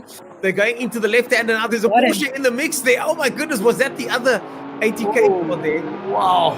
Oh my goodness me. So I thought Junior gave him a bit of a nudge because that Bentley started looking very loose in the rear, but Rickard held onto it. So that's 10th place, plus that 15-second penalty. I just don't know what the gap is. He might actually end up moving up to 9th when Kieran drops down. Nah, look, he needs a quick lap here, 17 seconds. So he could actually finish in 9th place with Kieran dropping down to that 15-second penalty. So he needs to really smash it here now and get a good lap time together. Yeah, considering he's come from Pro-Am at the previous race, it's a pretty good showing from him. Yeah, they've been. I think he's had 1 or 2 pro races throughout the season, but generally they're both running in Pro-Am. Jason Isherwood is the one that we haven't seen much of in Pro-Am after he started so well, but what a comeback in pros to be sitting in 12th as well. So this is a good result for the Bentleys, and this is our leader, Jordan, who's coming to get the checkered flag now. Time is up. What a flippin' race. What a drive. 17 seconds. That is domination. Total domination as Jordan Shedder crosses the line first, 17 seconds ahead of the person we thought was the dominator and who has often dominated the season. Zaire Essa is finally looking mortal, and it's nice to see the two of them now going into the next round with a battle on their hands. Both of them capable of winning, convincingly as Cody Shedder starts to apply pressure as they make their way to the finish line. We've got Cody Shedder in 4th place right behind Bruno Cadile. Bruno Cadile in the Merc's got the speed of the straight line though. He's got one more corner to make it though. All he needs to do is finish this section here. Bruno Cadile gets across the line, flashing lights, gets his first podium. Well done. Touches the wall there for good measure, but gets his first podium. Bashir Jadwat makes up the top 5. Quade Claessens behind that. One of my favorite drivers for today, definitely Morne Steyn there in the Ferrari. Well done to him as he comes, Marcus Steyn, so he comes across the line. Brilliant. And Kieran Patterson in 8th position. I'm so stoked for Marcus. I think it was a brilliant drive. I think Cody Sherritt should have been on the podium. I think he'll be cursing himself for that silly first incident on that opening lap, just outbraking himself, because he could have been on the podium. But that was brilliant. We're obviously going to go to an ad break, and when we come back, well, what a roundup.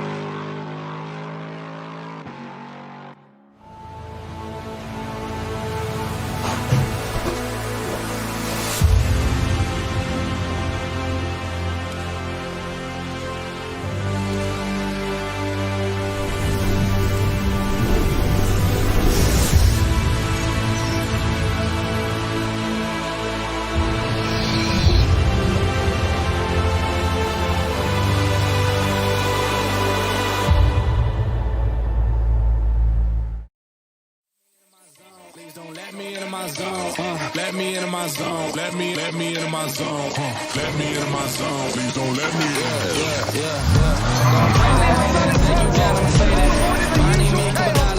Telling you now this payback. Ask them now what's changing. I've been going to the top and I got what they not, so I know that they hate that. But I'm on that. All these lanes gonna zone out. And all these lanes gonna tell you what I did and they twist and they voice till I fall out. But I know that, so I keep what I'm doing cause I own that. And I stay in the lab and I kill everything, but I don't ever move from my phone. So finally back in my home. I'm working, I saw no one that's my hand. Me a drum, hands to my soul, and I just leave it there. All in, can't beat me up cause I'm back in my zone now. Having a great strap and almost bagging wheels. Cause I'm back in my zone now. Don't get greedy now, mate. Let's get settled down.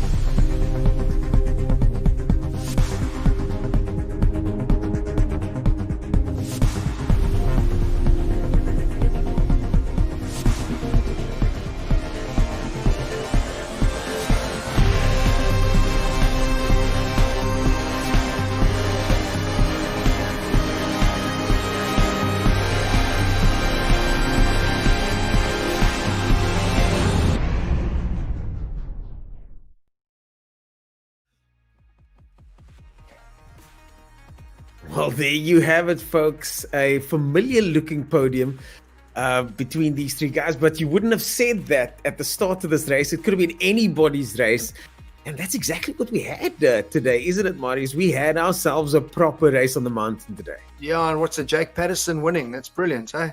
I mean, what it is, eh? Who's the guy from the Vampire? What was that? No, listen. I was like, did you watch the race or am I thinking of Yeah, I wasn't selected. Listen, that for me was fantastic racing. 50 minutes flew by, and that's a lot to do with the track and a lot to do with pro drivers putting on a quality show. There was good racing throughout.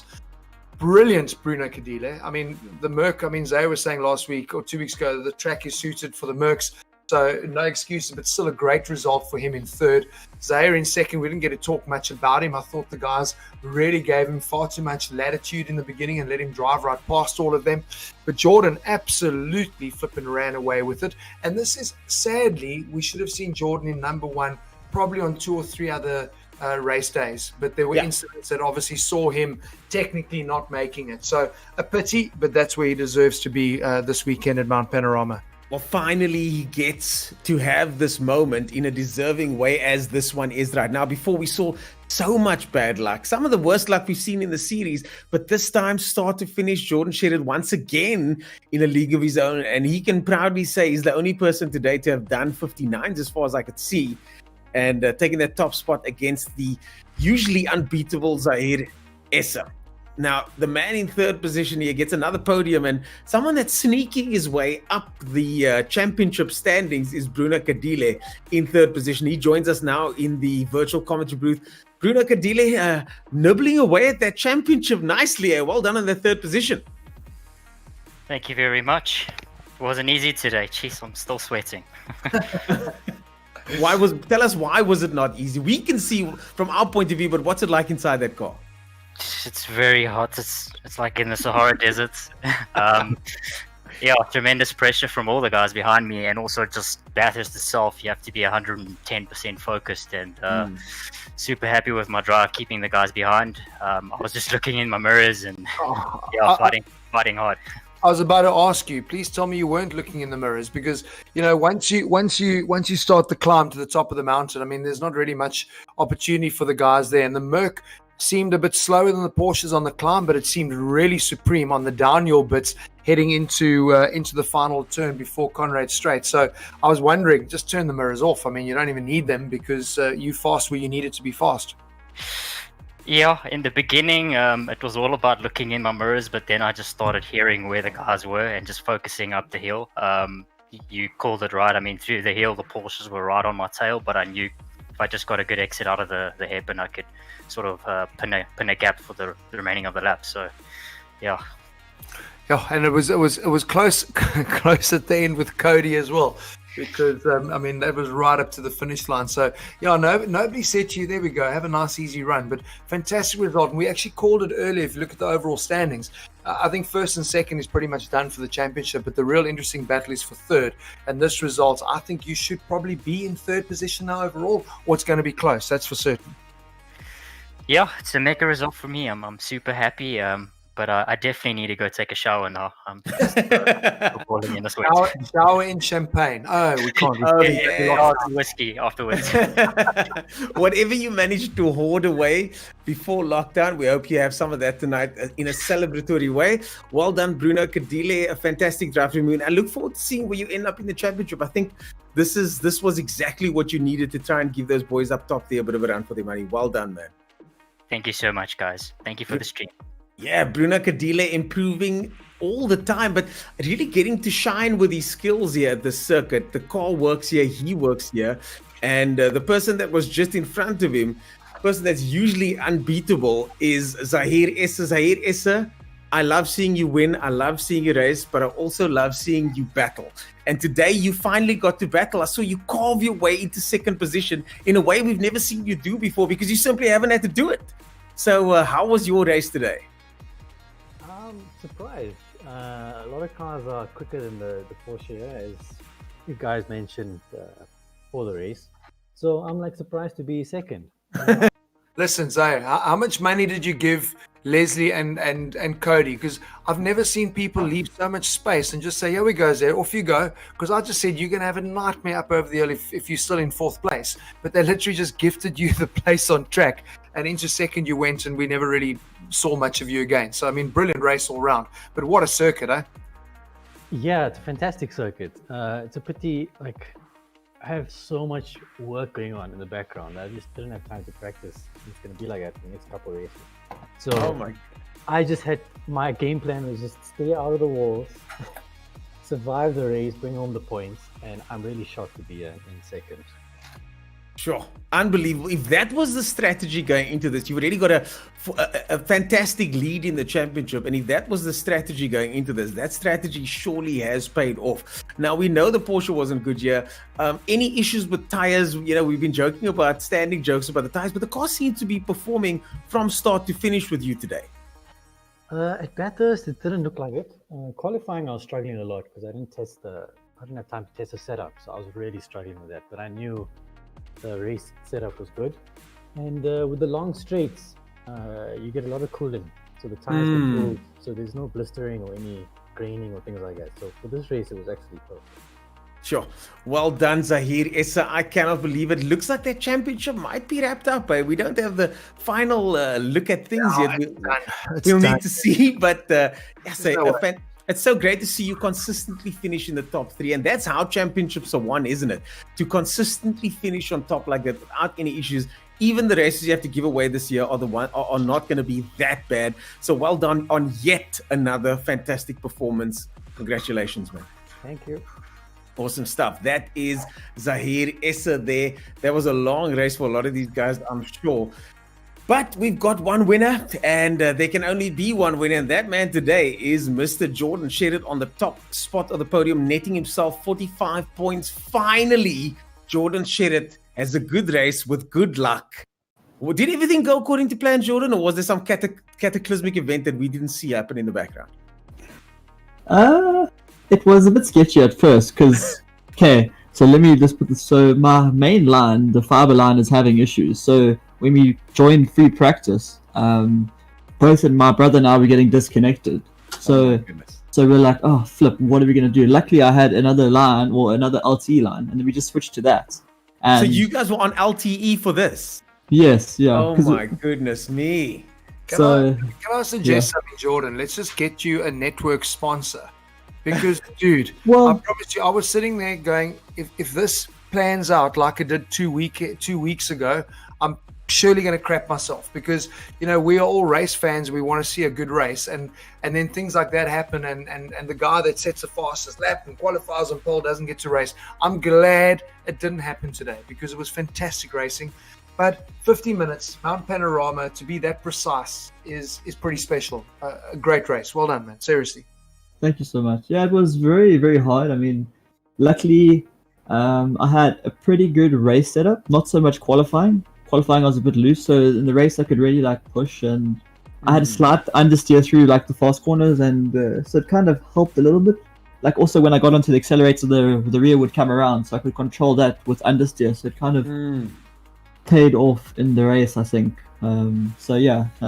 The car looked very composed during the race. You did seem to have everything under control, even at pace, faster than everybody else, but clearly not pushing the limits on the car. So that really looked like you were very comfortable out there. Was that the case? Actually not. You know, like, I must say the level of this competition is really high. So every lap you actually had 100%. I mean, I had a few scary moments. I'm not going to lie, but it might not have looked like that from the outside. But inside, you know, you have the feeling of the car coming through the steering wheel. So, I mean, it felt a bit light at some corners, but luckily I managed to keep it on track. So it kind of paid off towards the end. Good setup though, because I think that's exactly what you want on this track. Is like rather have a bit of safety dialed into it. You know, especially I think it's so easy on that downhill section to also, you know, just have a car end up over rotating and there's no runoff. There's no place for you to catch it. So. Probably the right setup for track to go and look pretty quick in a straight line too. Yeah, lucky that the Audi's a bit faster on the straights. I'm honestly surprised about the Porsches because I thought they would be faster. Because sort of the team that I'm in, I kind of get some insights and some setup and information, and so it kind of helps with setups. And I have like a big team behind me, just like on the sideline helping. So that always helps, you know. So more people behind you, it helps. So you have like double the testing and so well, it was I think your butch, you can have a chat to him. It was like a little youthful exuberance on that opening lap that ultimately ended up costing him a podium because he had amazing race pace right at the end. So I think it definitely would have been a Sherritt double today on the with podium time. So I think that'll come 2 weeks time. Suzuka, great track, another driver's circuit. You looking forward to that one? Yeah, I actually love that track. I really, really do love it. And hopefully my brother can put it all together. It would be cool to have a 1-2. So next time. I'm sure a 1-2 in the family is certainly on the cards. Jordan Sherritt, you made it look easy, and I know you said it wasn't easy in the car, but it certainly looked easy from the outside. Well done on a fantastic performance, and it's nice to see you finally living up to the potential that we've been clearly seeing over the last couple of months. So well done on that performance, man. Flawless stuff. Thank you so much. Really appreciate it. Awesome stuff. And that was your winner there, Jordan Sherritt, collecting maximum 45 points. And now we've got a fight in our hands. Zahir Essa has finally met his match and running into the last couple of rounds. We're going to see the two. I think we're going to see the two of these guys, at least the two of these guys, having a fantastic duel running into the final rounds of the series.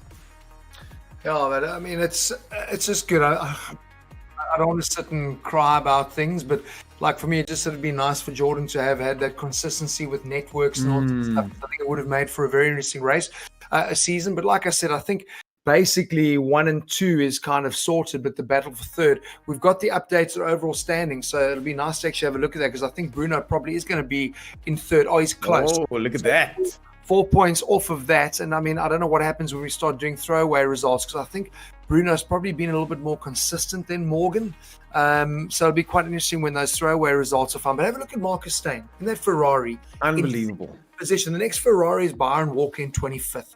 That for me is fantastic. We don't talk enough about him, but I think that's unbelievable. So yeah, I'm stoked for him. I don't like to talk about my drivers of the day too soon because we find out often they were having incidents and argy-barging further back. But Steyn certainly has to be one of the guys that's in the running for that role today or this week at least, because I mean, as you say, unbelievable. If you're going to talk about the top 3 drivers of the day, Steyn definitely is one of the guys that I would pick for this. Patterson, up until he made that silly mistake, but definitely Steyn, that's number 1 for me so far. Who do you have in your top 3 here, Marius? Is Tasman still with us? Yeah, I'm sorry. You guys talk so much. I'm going to throw the hand grenade to you. Give us your top 3. I'd have to say Jordan, Kadile, and even Cody. I think he made a mistake at the beginning of the race, but he kind of rectified it and he fought his way back. So, yeah, I think it's between those 3. I don't know about you guys, but those are my 3 votes. Yeah, I think Kadile is definitely in it for me. Cody's earlier mistake takes him off my list, but I've got 2 so far, and I've got Kadile and Steyn as my 2 nominations so far. Oh, look, I think Jordan's the driver of the day. I mean, that for me is only got to go into the 59s in qualifying, which is brilliant. Goes on to absolutely dominate the race. So you can't not look anywhere but there. So for I'll me, be honest with you, I don't like choosing the winners, but that's fantastic. My driver of the day. But I think if you're looking further down the field, for sure, Marcus Steyn, fantastic in that Ferrari. Brilliant. I think, Taz, you're right. Cody getting himself composed and having a good comeback ride, and this is his best result. So that means he had a great drive. So those are my guys. So Steyn, Cody, but for sure Jordan, the driver of the day. Sure. Next round will be Suzuka and another circuit that suits the Mercedes-Benz. I saw a endurance race take place there a couple of weeks ago. A lot of the drivers, the international drivers as well, chose the Mercedes-Benz at that circuit. So again, Kadile now is going to be within striking distance of that 3rd place. What do you guys think could happen at Suzuka? And are we going to see Esser and Sherritt finally go head-to-head in a proper tussle? I'd like to see them in a little battle for once. I mean, I'm pretty disappointed with regards to the championship that Jordan kind of hasn't had that opportunity to fight for that winning position all the time. And he's kind of now out of it. But it will be nice to see him give it to Esa a little bit more and let them actually tussle it out for once and see a proper race between the 2 of them. I just think alarm bells for everyone else, because the last couple of rounds, the fastest guy in a car on the track has been Jordan. He's had issues. He's obviously no issues today, so he goes and wins. And when he tells you, "Oh, I really like Suzuka," I would be nervous if I was. And I think the fast-flowing nature of this track, I think the Audi is going to be strong there. Again, the Merc will be strong because it's a big circuit. It seems to be that's where the Mercs work well, on the big, fast tracks. So, I think Jordan's going to be there. But Zaire he's a champion for a reason. I know I'm calling it early, but no one can catch him. He's a champion for a reason. So I expect to be amazing, actually, in 2 weeks' time from Japan. Yeah, Japan, of course, 2 weeks down the road. Folks, that is all from us for now. Of course, we can't do this without Kyalami 9-Hour, MSA, AMD, Elgato, and our latest sponsor, Logitech.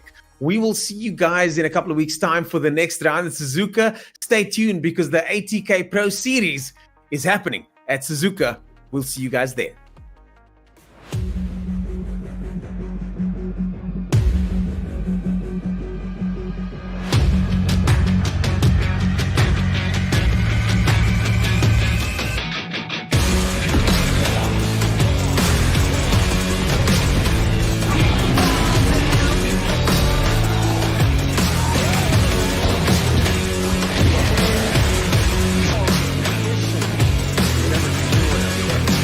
Not